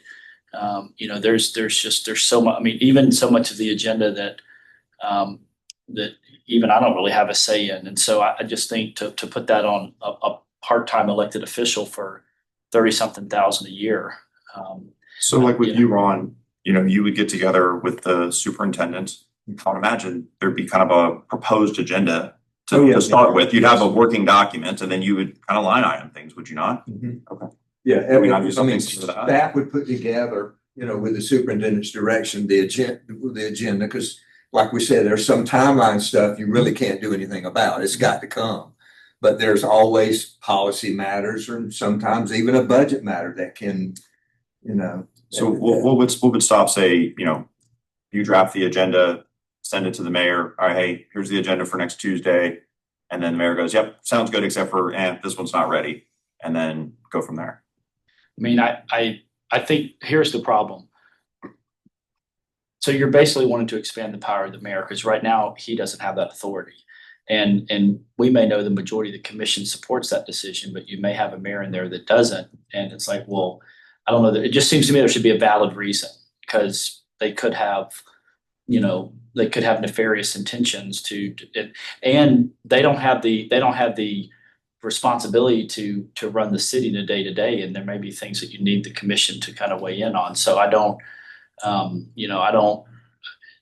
to some degree, they have that authority. They can actually remove items from the agenda. They can suggest at the beginning of a meeting, hey, I've thought about it more and I'm not really happy with us dealing with this today. I'd like us to consider removing it or tabling it. And that happens occasionally. And everybody can do that. And all five of them can do that. So to me, the preparation of the agenda and more than just physically typing it up, but actually like what goes into it, all of the background information and everything. I mean, that's a pretty heavy lift. And there's like to Ron's point, I mean, there's sometimes even months of work behind it. And I don't see that changing though. Yeah. That's where I have to draw on my experience and kind of what Ron's saying and just my experience and seeing how my condo associations do it. In virtually every situation, the manager will prepare the draft agenda, send it to the association president saying, hey, here's all the things we need to go over. I would truly say probably 85% of the things are things that the president's like, oh, I'm so glad you're running with that. Good. You got it under control. We got to get that approved for you to make sure you can be able to do your job effectively. There may be some things that are on there where the manager said, or the president says, we're not ready for that one yet, but let's keep working on it. Or there may be projects the manager's like, the president says, hey, we got to get this on the agenda. I want to make sure we discuss this at this point. So it's 90% done when it hits the decider's desk. It's just the little critiquing here and there, and then the ultimate stamp that says, all right, this is what we're going to talk about. So I don't see the process changing all that much. So does the mayor see the agenda before the other commissioners at all? None. My assumption is the commissioners will have a problem with this. That's Jonathan Hayes' personal opinion. Because they all see it at the same time. Well, I take that back. Some of them I meet with on Monday and some of them I meet with on Tuesday. But, you know, some of them may see it a day or two early, but you know, when the final agenda is done with all the attachments and everything, Right. that goes out at the same time. Currently, 3 of the 5 want the binders and 2 of them just want it virtually and they use their iPads. But the final one is sent out at the same time. But we go through the agenda every week and talk through it in detail and answer questions in the office. So it's challenging to argue against that the board that will be discussing the agenda should be the body that decides what's on the agenda. And I can appreciate that right now it's a very fluid system or collegial system or whatever word you want to use this, but right now it is not the board's decision what goes on the agenda. That if we're going to match, which I think this board, please speak up if I'm misguided here as a board. The public has a right. I think the moral, ethical, right thing to do is give the public an opportunity to see an agenda and decide if they want to go to a meeting. I think that's what we're saying. So therefore, there has to be a decision prior to the meeting for what goes on that agenda. And that decision should be made by the body that's going to consider the agenda. And it's impossible to have all 5 people vote on an agenda 48 hours in advance. There's just sunshine laws you can't have. So therefore, it's got to be somebody. And therefore, by default, it's the mayor. There's just no other person. You can't pick Ward 4 inherently gets there, or Ward 2 or 1 or whatever. So just by default, that's where it has to go. There you go. Okay. Any other discussion? Well, do you think the wording, the way you would put it, that makes it clear that the base of the agenda is gonna come from Jonathan and they're gonna have an early review? I don't think that this. I think Jan's point's well taken about the prepare. Take the prepare out part, because that's not what happens in practice or in paper. It's Well, I'm talking about the actual looking at the substance that you're saying needs to be done, and I'm in full agreement with you. And that would be done by the mayor. I don't think that this wording clarifies that that's gonna happen. That the body of the work of the city, that all of Jonathan's employees are working on, that doesn't really need to I be think disturbed. I think that's a day-to-day operational thing that goes into how they conduct business rather than actually in the charter. But does that go into the agenda? I'm sorry, I'm not, yeah. The work that he's talking about that needs to be on the agenda, so that particular citizen knows that this piece of land that I wanna buy, that my neighbor's arguing with, I'm coming to argue about that, you know, all the business part that has to do with, Buying a garbage truck. I assume that would be part of the rules of procedure for Yeah. the city. well, it's not referenced here. True. So what I'm looking for is a document that pretty much speaks for itself. If there's another process that we need to look to, it needs to be mentioned. In other words, someone should be able to pick up the charter after we're done and pretty much know what's going on. That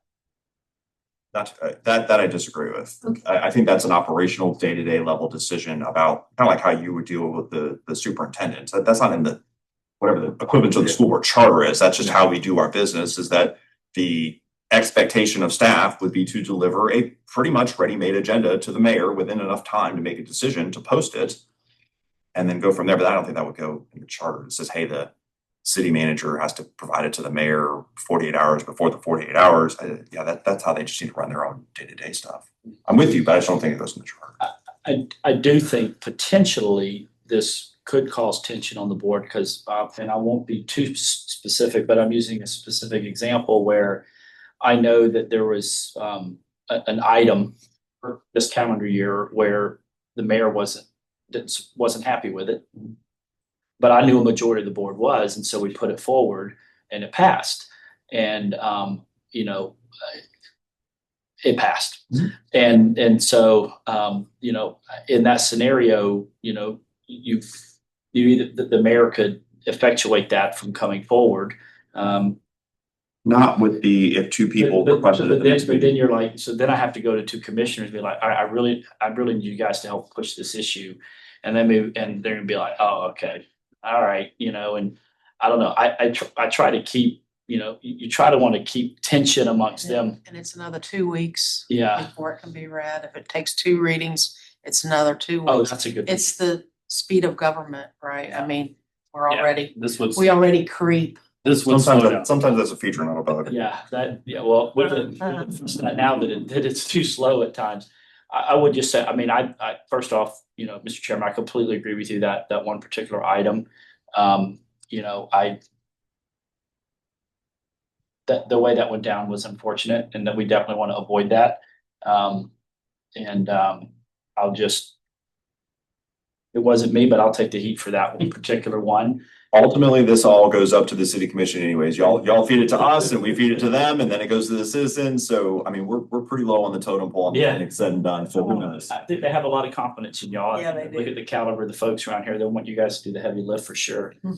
So, I just, and I'd love to find out other ways that cities kind of do that. But I don't know. I see, it is kind of interesting, like almost create like where the superintendent doesn't report to the board, reports to the people, the men and women and children of Bay County. And so that there's It's a little different. It is a little bit. I'm just, from experience, since the mayor is like the chairman of the board, you might as well say. Yes. He runs the agenda, he runs the meeting.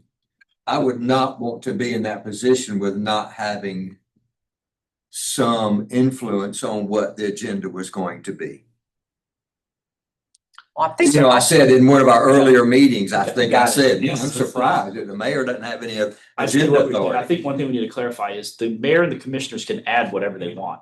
And they can email, so the deadline is Monday, December 8th for the 16th meeting. Alan can put on there right now, hey, I want Jan, Jonathan, put under mayor, I want all the pavers to be changed to pink. And it's going on the agenda for discussion. By opposite, no, we're not really going to tell him no, unless they missed the deadline, we would do, but other than that, we have 2 years of history of putting a lot of stuff on the agenda with the prior commission. What you don't have right now is individually the mayor being able to say, yeah, I don't like that, take that off. Now, just directing me by him or herself. But at the beginning of the meeting, any of the 5 can be like, you know what? I don't really think we're ready to deal with item 14K just yet. I would entertain a motion for us to either table it to a date certain meeting or to remove it until such time the commission votes to bring it back. And then the commission only takes 3 votes to do that at the beginning of a meeting. So they have the ability to add whatever they want right now as the 5 of them, if they so want. And then they can remove it as a group. And honestly, unless it's something really controversial, They all have influence over what goes Big on time. the agenda. all It's 5 not of them have like influence we're for sure. setting So we the, have. Do we need more discussion on this, or do we want to move on, or I mean, I can make one more point? Seems like go ahead, make a point. I'm curious what it is. You have competing policy concerns. Everything you're saying is true, Right. objectively true. The inherent flaw in that right now is that that's a disservice to the public. The idea of adding things to the agenda and things like that at the last minute, to use your example, that if the commission decides unanimously or not, that at the meeting, they're going to make the decision to paint Harrison Avenue pink. Me as a citizen would probably like to know that. Right. So I'm basing this all on the predicate that a decision has to be made 48 hours in advance to be able to tell the public what's going to be discussed at the meeting. So we're taking everything off the table of this amending the agenda at the actual meeting part. So then if that's the baseline assumption, that a decision has to be made 48 hours in advance, we don't, due to sunshine laws, we cannot make a decision by committee. So then it has, well, I can't make a decision by committee, so it's either got to be a staff decision or a policy decision by the board. And since I can't make it as a board as a group, then I got to make it as a board as an individual. That's where I'm at. I see what you're saying. Then my advice would be take it away from all of us. Absent a very clearly spelled out emergency, nothing can be added by at the, after it's published. That's what we have. Yeah, And do that. that was we're on the same wavelength. That's what unless it's a bona fide emergency, and we'd have to define Yeah, that. so use your example. So they go, Yeah. but so if some commissioner goes, I want Harrison painted pink as soon as possible. I'd be like, it's going to take you 2 days, but we'll paint it pink on Wednesday. Right. And then you go, okay, cool. And then notice the agenda and off you go. And then if a citizen says, I didn't see it, we posted it 48 hours in advance. It was on the website. It was I don't like, you got to check that. So then you would remove the ability for anybody to bring, even if it's a 5-0 vote, they can't add anything to the agenda. Unless it's an emergency. Unless it's an That's emergency. that's for the protection of the public. Yeah. So I think you could do that and really just take that ability away from the commission at large. And that's really what you're wanting to do, is limit the ability of the commission, not really empower anybody, but restrict the ability for anybody, staff or the commission who ultimately decides it, to be able to put anything on the agenda after it's published, with the exception of a truly bona fide emergency, and then spell it out. and to set a specific That's one time. aspect. That's one thing that I think we've clarified. But the other is the point that I raised, is just pulling something off. That's done at the moment. Yeah, I'm fine with that. So that's a little bit of. Well, not that you can see my paper, but I Yeah. struck through that sentence. All right, so we're So that's fine. striking out the mayor may remove. Okay. So if the suggestion is we remove the shall prepare language, we remove the sentence that says the mayor may remove items. And then Nevin, you can incorporate a reference that for states of emergencies, governor declared, however you want to define that. Not this is really important and we forgot to add this emergencies, but like Michael's spinning up in the Gulf emergencies. And as a board, are we okay with those changes and want to move forward? Yes, I move to adopt those changes. Is there a second? Second. Any other discussion? All in favor? Alright, so one of your other policy issues was to give the mayor a little bit more power. Have we done this? I think this goes a long way. I really do. Because Yeah. it's removing some things that could make the mayor appear. Well, Ron, let me ask you, did you feel like you could do more if you could set the agenda? Or was that an impotent tool, or was that? I don't think it's just, mine was more of a leadership, knowing that I was running the meeting. I wanted to know, and that's just my personal, I wanted to know everything that was going to be, and he probably has enough time to do that now, you know? We didn't make changes to the agenda unless it was a bona fide emergency. Well, I can come with my experience with the league, for the state league, and we have 20 meetings. Mhm. So you just get a lot of things that people want you to work on. And that was the job of the president, with the help of the executive director, to set the agenda. So what we did is looked over everything and sense of timing of what things needed to be done. And we would put that out, and it would be a proposed agenda that we would try to send to the board members a week to 10 days out. And we would say, what else do you think we have to do?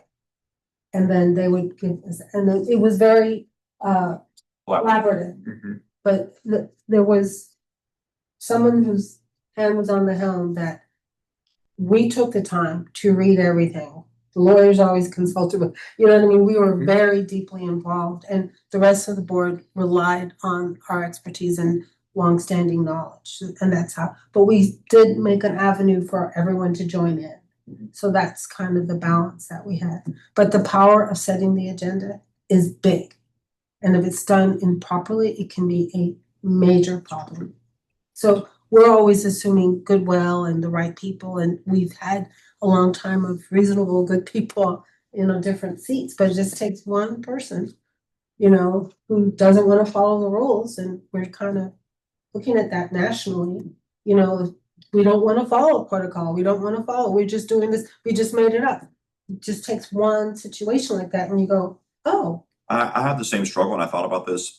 There's a balance between putting so many conditions and restrictions and things in the charter that you can't function, and also trusting your electorate, right? Because if it's like, you know, at a certain point, you can have the best system on the planet and it just works great, and then you hire monkeys to run it, and it's like, well, this looks great on paper, but it's got the inmates running the asylum here. So I have plenty of time. I don't know how you guys are doing on time. We tabled the issue of the election and the timing and the process. Do we want to discuss that today? Are we prepared to discuss that today? Do we want to, I mean, I don't want to exclude Brandon from that, although it's a living document. We can always come back at it.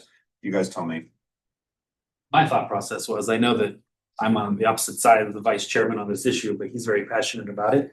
I would feel better if he were here to have discussion of the vote. And I'm ready to discuss it, but I understand he's not here and he cares deeply about it. So I think it'd be proper for us to wait for him to be here to have the discussion about the timing of the election. That's generous. I admittedly don't remember what his position was on it. He wanted us to move it to November. His email. And his email. Oh, fair. Yeah. Yeah. My bad. So again, I understand. Well, are we on time? I'm okay. I mean, Staff, I I have a 2:30, but Ron, are you open to discussing this? I mean, you had passionate thoughts about it too. You still, you're more set in your ways now? From one side of the passion to the other, as I recall. Yeah. You're talking about the timing of the election. Well, have we finished this? Comment. Yeah, we voted. Yeah. We We're done with that. Combination of timing and process. If you want to do one, either or, sometimes they go together.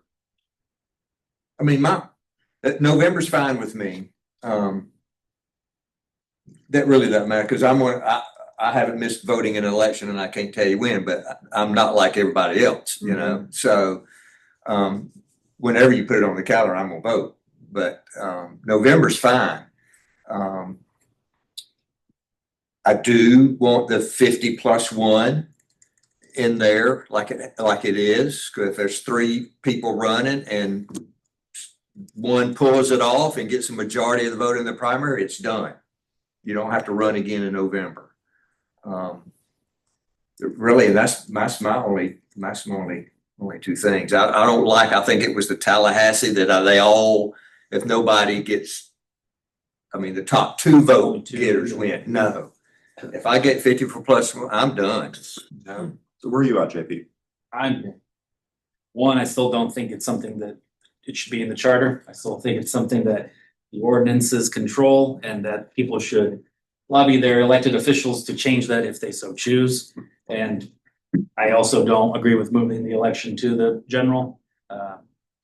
That's still, again, for the reasons mentioned last meeting. I don't need to revisit And you those. can easily sway me. So. Cecile? I like the idea of moving into November. I'm somewhat persuaded by the 50+1, because you have to balance everything. If someone's that popular, it's significant, and then the burden of running again, and then the cost of supporting the secondary election when they've already demonstrated a high level of support from the population. It seems reasonable. And I'm fortunate enough to have been on both sides. I was in the 3 and got 50% +1 on my first election. And then the one I lost, there was 3 of us and none of us got, I almost did, but then by the time I lost that election by 2 votes, it was, it's okay. Hey, God was good to me. It's fine and dandy. Into another Yes. situation. So I've actually thought about this a ton. And obviously there's no perfect system, otherwise everybody would just do it. So there's pros and cons. Honestly, based on kind of the comments that Daniel made, I appreciated the whole, if you have your own independent election, you have a lot more, not knowledgeable, but more engaged voters. And that it becomes very partisan if you're doing the general election, but honestly, based on your feedback, it's partisan at the other election too. So, then the countervailing concern is I just have a hard time arguing against more participation is bad. I can't get that through my head why it's just more is better. I just feel that way. Mm-hmm. So then I'm like, all right, well then if it's the general election, and then the other part of it is I just like the finality of the general election. I just like it where Tuesday nights, we know who won, who lost. So I don't like the runoff process. Then honestly, I don't really like the primary process either. I just kind of like the show up, 8 people, 2 people. I don't care. Whoever gets the most votes, you're the elected official. We do one day, Tuesday night, we know who wins, and off we go. And so I'm in the aligning it with the general election and then just winner take all at that point. No primary, no runoff, just plurality wins. Off you go. What do you think about that? Oof.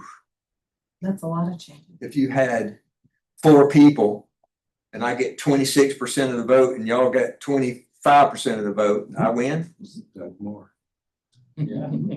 I'll have to get my neighbors to vote for me then. You I'll know I win. You won your runoff. Are you the one didn't you get the most votes the year? You had 3? Yeah. Yeah, so you won. Yeah, I won. But I had 50% +1 though, and worked. No, but hard the one for you it. lost. Oh, the one I lost, yeah. In the first election, you had the most, right? And then lost in the runoff. So you won. I would have won, yeah. I think the 50% +1 is important from a mandate perspective to coalesce people around their commissioner. And so I still think that we need the primary and then a general with 50 +1. So that way you have people who, some mitigating circumstances there to get the person the mandate that they need to be the commissioner. Rather than having some type of fringe or radical person who comes in and gets 26% of the vote and we create a problem for them. I get that, and I know from very macro perspective that has been an issue before. I haven't seen it be an issue here. It's to me the more likely thing that happens is you've got somebody who gets 45% and then 2 other ones that get 15 and 20 or whatever the map is, and then you end up with this runoff situation. And for the most part, I think your election was by far the outlier. The person who got the most votes in that instance usually ends up winning. And so it just kind of becomes academic. So I understand. And I think it becomes more of a problem when we move into the general. We've got more expensive elections with more people. I think it becomes more of an issue if we're moving into the general. As a part of it, I think the unintended consequence of this, which I'm just putting for the record, is that, we have the email from Mayor Branch talking about how his election costs $100,000. That was with a quarter or a third of the potential vote. That election is going to get significantly more expensive when you move into the general. The type of candidate is going to change, and that's going to be part of it. So I think I would like the sort of a bulwark of the 50 +1 with the primary as a way of kind of protecting what we have. Yeah. And I, JP, I do agree that a city election in some degree might get lost in all the other stuff that's going in the November. I do get that. Do you do but if you get 50% of the primary? Yeah, because when that person has a mandate to. Dana, I know you raised your hand. I think what you're saying, Ron, is not a bad idea. I mean, I'm not opposed to keeping 50% rule. I mean, I think that, you know, I mean, if you get 50%, you do have a mandate. That is a mandate. However, okay, I've got 2 points. Let me ask you first. When you had said that it could be more expensive in November, what is that based on? Based on the fact that if you've run The campaign. for the campaign, yeah. I mean, you've run an election, think about that per vote. All of a sudden now you've got to get to a lot more voters. Certainly, yeah. You're gonna need to knock on a lot more doors. You're gonna have to expand the voter base that you're going to, that will make the general election more expensive for the candidate. Have we done a cost analysis of what it would cost the county or what it would cost the city? You know, I mean, the supervisor's office, if they were able to consolidate it, would it cost us less or would it cost us It more? costs us less, right? Yes. It would save the city money, I think. Right. So, I mean, all of that money that you're talking about is from private individuals. We have a cap on, you know, individual donors that says that you can't donate over 1,000. You wouldn't get PAC money in here. Wouldn't be something like that. I mean, you could potentially see more of that, but we already have guards in place to prohibit stuff like that from happening. You know, if you take away the primary, I mean, the 50% rule, I think you leave yourself just like what Ron said. If you have 4 people and one gets 28, you know, that I don't know that is a good representation of the district. So I think in that sense, the runoff process is important. You know, we've kind of muddied it, but you know, I think we're all in agreement that more turnout is good. You know, that November might not be, you know, horrible. It's just about what that could look like. And I think keeping the 50% is not a bad idea. That's pretty much all I got. And when you look at on the national scale, just what you said, I mean, this would reduce costs for the city and for the county because of the resources. I mean, big states like Montana have made the changes in recent years, and they have seen a increased turnout and less spending on elections. So, I'm just curiosity. How much does it cost to put on an election? I mean, I know we're saving money. it depends what you're asking, because how much does it cost to put on an election? The city, right? Yeah. Right. You know, Jan. I think it's about $12,000, $13,000. Back in, I'll say. That's not as much as I would have expected. But Yeah, because we were grouped with a whole bunch of other municipalities, right? We vote with Mexico Beach and I think it's down to just 2 others. Haven. I feel like it's a little bit more than that. We can confirm. I have. But it's not $100,000. Yeah. Right. I'm not going to say over 12, right? It's 14. Well, it's 14 in that case. I mean, no. Yeah. Then is there feeling about, I appreciate what you guys are saying. I don't necessarily agree, but I appreciate what you're saying. Would it, do you feel better about a primary and then a result of the general, or do the general with a Primary with the, because that way they could tie in with an election that's already happening.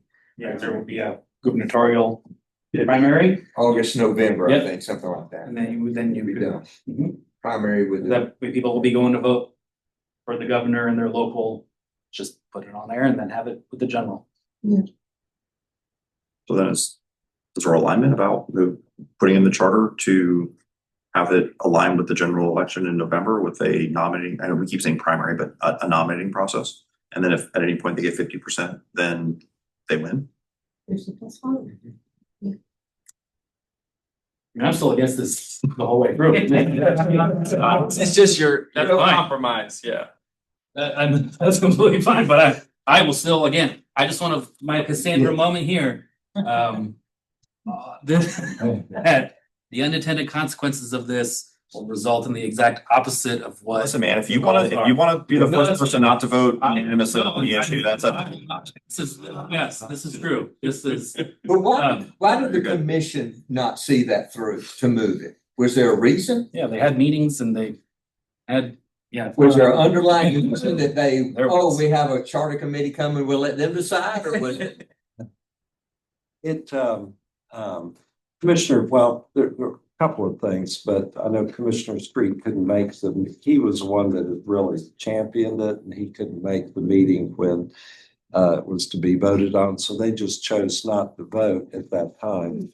There was some controversy about it, and they didn't feel strong enough to really kind of work through the whole issues. There wasn't a clear message about why they didn't want to move forward. Some felt it was targeted to them because it dealt with shortening terms.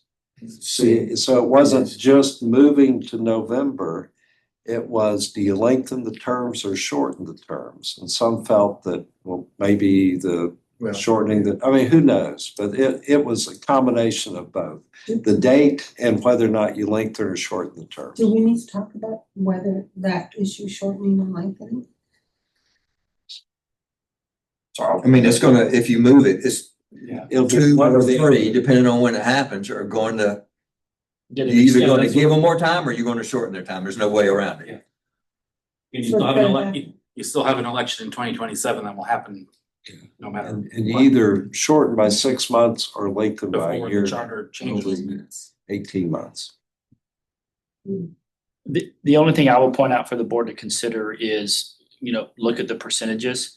I understand you work hard, you get 52% in a three-way race in August, but a lot of times you're looking at a third to not even half of the number of voters in August. And so, and only thing, in order to truly keep it nonpartisan, it's not a political secret that we're in a very conservative county. And so a lot of times our local Democrat and NPA folks aren't driven out as much to turn out in August because there may not be a nominating primary for county commission or Congress or what have you. And so you might see, you're always going to see more turnout in November, whether it be a gubernatorial year.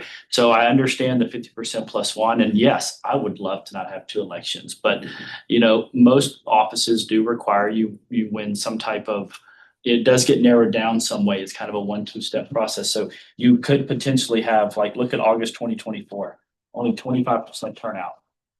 That I don't know that necessarily captures what it seems like you guys are wanting to, and that's the maximum number of people weighing in on who sits in a particular seat. And so I think so then the other option is if you don't want to do two races is in November, but you're going to have a lot more turnout, but someone could win with 26%. Yeah. Like Mr. Zimmerman mentioned, the county commissioner Doug Moore, where you had 6 candidates that were all 6 Republicans. So the election basically was determined in one election, and they were all clustered together. I don't even know if anybody got over 25%. It was less than 25% because you had 6. I want to say it was like 21, 20%, 19%, 69%. You're right. I think some would make the argument that really those top 2 should have gone so that someone truly did, represent the majority of the people. So it's great if you've only got maybe 3 candidates, but what if you have 5 or 6? I don't know. So I'm just pointing out that the August turnout's pretty low too, compared to November. So are you for that 50% plus one or against it? Are you asking me, ma'am? Yes. If you're going to have, if you're going to keep it in the odd years of the spring, basically without changing it, I think it's fine to do that because you have a very similar amount percentage wise and group of people turn. But if you're going to move it to August and November, aligning with the gubernatorial or the presidential year, your turnouts are significantly different. So what I mean by that, if you look at April and May in the off years, your turnouts are very similar. But if you move it to August and November of the even years, August is way less than November. It's more than half And it's almost a third of the presidential year. So do we, I'm just making sure I understand. Are you supporting the 50+1? I'm sorry. My personal opinion is that the candidate who represents us should always be selected in November of an even year. That would be my personal opinion as a citizen. So just have, because there's more, No primary then. I mean, you could, I mean, if you're concerned about someone winning with like, you know, like in the 20s, because you have a lot of people, then I think having an election in August and then the top two vote getters are what the larger turnout considers in November. Tallahassee. Like Tallahassee. My personal opinion is I think Tallahassee made the change and then realized, hey, we really need to shift this to be decided in November. And I think, you know, I think we should learn from what they've experienced. And I think that though, to me, those numbers and how that works, like that's not a partisan issue. I realize that Leon County is very different than we are politically, but when it comes to just math is nonpartisan. but I hear what you're saying, because the NPAs are a third now of voters, and they often don't have a candidate, you know, in the primary. They're not necessarily stimulated to come out in the primary. In August, correct. Yeah, in August, but they're allowed to vote and they're encouraged to vote in November. So we could be inadvertently penalizing them or just not taking into account the pressures and incentives on them. Yeah. Then by focusing too much attention, giving too much authority to August. And that would mean that don't rely on the 50+1 in August, because all the people who don't have a candidate may not come out. Yeah. So you take the top two vote getters regardless of their percentage, and then they go to November. I like to win, but I like to win fair and square. So I wouldn't want a Democrat county to be accused of scheduling elections that benefit the Democrats, nor would I want a Republican county to be accused of scheduling votes that benefits the Republicans. You know, just aligning it and keeping it like, and again, I think we can learn from what Tallahassee did, 20 years ago. I hear what you're saying. That changes my view. So where does that leave you? Me, then I think we should go to the second election, because this discussion that the lead from my past experiences, we've been watching the NPAs grow and grow and wanting them to be involved and excited about participating, but they're often blocked out with the different setups throughout the state. So this would be a way to bring them in. You're suggesting the runoff structure. Yes. Thank you for clarifying. So Yes, ma'am, you're very welcome. November election with a runoff. Do you remember what, August. November election, winner takes all. Yeah. oh, well, yeah. Let's clarify. Yeah, please. What's the proposal? No, I think I know where I stand. No, I don't have one yet. Yours is a November election. Winner take all, or top two, if there's nobody gets 50%, there's a runoff. Or I think maybe the Tallahassee suggestion that there's only two, you move them. That's correct. I did leave that Yeah. out. Thank you, JP. I think that's what we're talking. If only two people qualify, or then there is no August election. There's no August It's election. two people and you go directly to November. If Like there's he more said, than two, you have an election in August to determine who those two will be. What he said. Yes, that's what I think, And if- JP, I and if totally somebody- forgot about that. If only two qualify, Two. yeah. Right, and if. So the and if- final decision is made general. And let me just add, that's consistent, Mr. Chairman and Board, because right now, if you qualify to run as either county commission or for Congress as a Democrat, and there's no other Democrat, you go straight to the That's November correct. general. If you're a Republican and no other Republican qualifies, then there's no primary and you go straight to the November ballot. That's consistent with the state and national elections. So would it be top two regardless move on, or if somebody gets 50%, they automatically, they win? In the primary.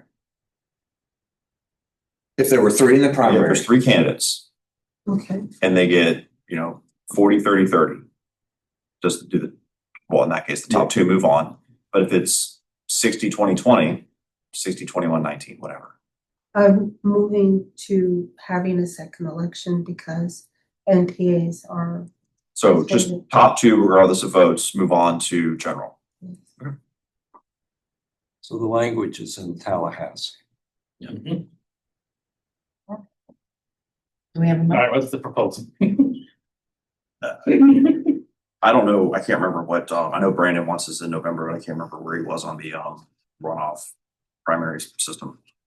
I don't know. Yeah, I don't know if he was, I want to be very clear. I don't know if he was comfortable with it being decided only in November without anything in August. But I do know he felt strongly that the final decision should be in August. November. Sorry, November. So I can't speak to whether or not he was okay with like, hey, 8 candidates in November and you win with 17%. I don't know that I've had that conversation with him. So if I'm counting votes here, Ron is in the, I guess we're all in the camp, well, hold on, JP's in the doesn't go in the charter camp. And Ron, all the rest of us are in the, it should go in the charter and it should be in November. Ron's in the primary, and if you get 50%, you win. Cecile's in the November and top two regardless, move on. And don't know where Brandon's at. And I currently where I'm at is November, we're gonna take all. Cool. Clear consensus. Yeah. That's fine. You've been reading this very good. Yeah. Good job. There we go. Good job. Obviously, we're not gonna agree right now. It's that there's no need to force this issue right now. Let's have Brandon come back and then we'll figure out what other kind of negotiating chips we can have to get some language in here to get JP off the fence. I think I've made my position clear from the beginning on this. There's no benefit. Should be helping us understand our one. You can vote against it, but he's gonna help everybody. Give everyone a. Sorry, guys. Daniel raised his hand and I said, I'll get to you, and then I just. I didn't Flip my mean mind, to, interrupt, but I just wanted to say, I think I've changed my mind on the 50% rule. I think Jonathan has swayed me on this. The reason why I think is that, kind of what you said is that, if you didn't, I learned at Florida State that primaries are the most partisan elections that you have because the people that are most interested, and then pay attention to the fringes of each party do primaries. So I think exactly what you said is that if we had that 50% rule in there and you had half of the turnout that you had previously, you really wouldn't be introducing the two-party system into that primary. It would just be, whatever is the fringe populist, opinion. And ultimately, Ron, while I totally agree, you've run, I've run too. I would not want to run again, a second time.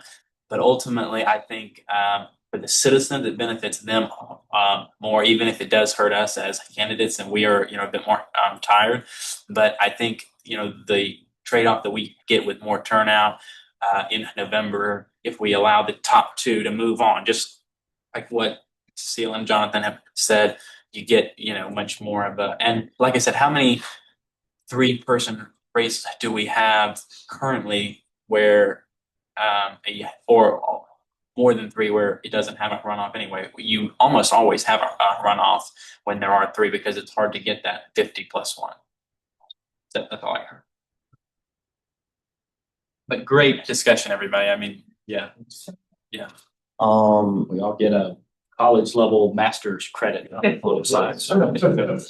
They might have her. So if we kind of stick to our script, let's just a couple of things here. So Nevin, I'll send you what I did in a Word doc. And so that'll just make it easier for you guys. I'll send it to you when I get back to the office. And then I guess any other stuff that we have for staff directives, I don't think I didn't write anything down of any information we need or anything like that. If we do some responses. on the resident definition and plug that in there. Yeah, I mean, you'll find out. I believe on our schedule, our next discussion is basically on the officials that report directly to the commission. So it'll be the city manager, the city clerk, and the city attorney. And so we'll discuss those provisions. What's the date of our next? So it's January 8th, but I'm just looking and I know Nevin and Jan's schedule pretty good too. You know, if you guys want to try to squeeze in something, the 17th to kind of finish up some of this, that's something we could support. Or we just wait until the 8th. December? Yes, ma'am. It's 2 weeks away. We got plenty of time to notice it. If you want to try to catch up some, my hope is that Brandon would be able to attend it then, or we just stick with the 8th. I just want to throw that out there for your I would consideration. be able to come on this. Are we behind schedule? I don't know. I know that there was y'all decide. Yes, We had that one like extra meeting in January, right? that's true. Yeah. I mean, Just throwing it out there. So Well, one of the benefits of having it sooner is, I think we might remember with JP's help, that's what I think. Yeah, thanks, JP. You know, it's more in our minds because we've had a very robust conversation today. And, you know, it'll be easier for us to jump off and finish it up. That's one benefit, is we're moving closer. On this I think the particular. 17th worked wrong. What day is 17th? it's a Wednesday. Yeah. At all. Maybe. I'm a maybe, but don't let that, Well, you said this. don't let that keep what you from about having a the meeting, but I have a try a case of Pensacola that week. I don't know. Ooh. So you're just not available that week. It's hard that week, but depends. Is the 16th better than the 17th? Just settle out of court. Unfortunately, it has to go. Have to- I can't settle some. The 16th would have to just be in the morning. But the because we have a community meeting in the and afternoon, that's the only reason. 16. So I don't- Yeah, I just wanted But to again, get that out there. that week is difficult for me, but that doesn't, Oh, don't. you can't? Okay, yeah. Jen If can. there's a strong desire to meet, we can make it work. I'm in the camp of, I think we're fine with. If we have, I didn't notice that we had 2 meetings in January, so I think that's probably. Yeah, I think I'll just have to To that. have more meetings next year. Just was floating that idea. Okay. All right, so our next meeting is January, is that 8? Yeah, January 8.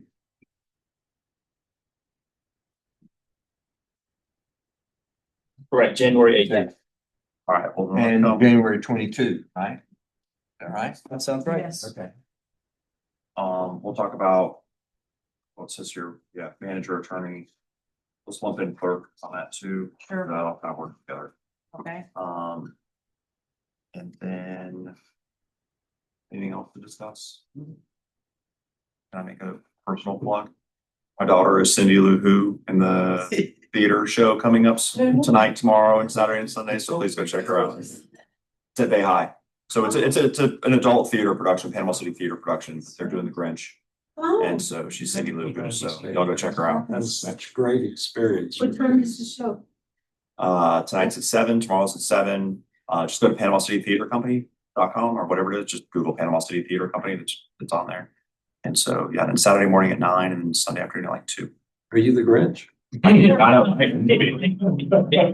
That would be Just as bad. very proud of her. So That's awesome. good. No. Who be adjourned? Second. All right. All in favor, aye. Thanks, guys. Thank you. All right. Thank you.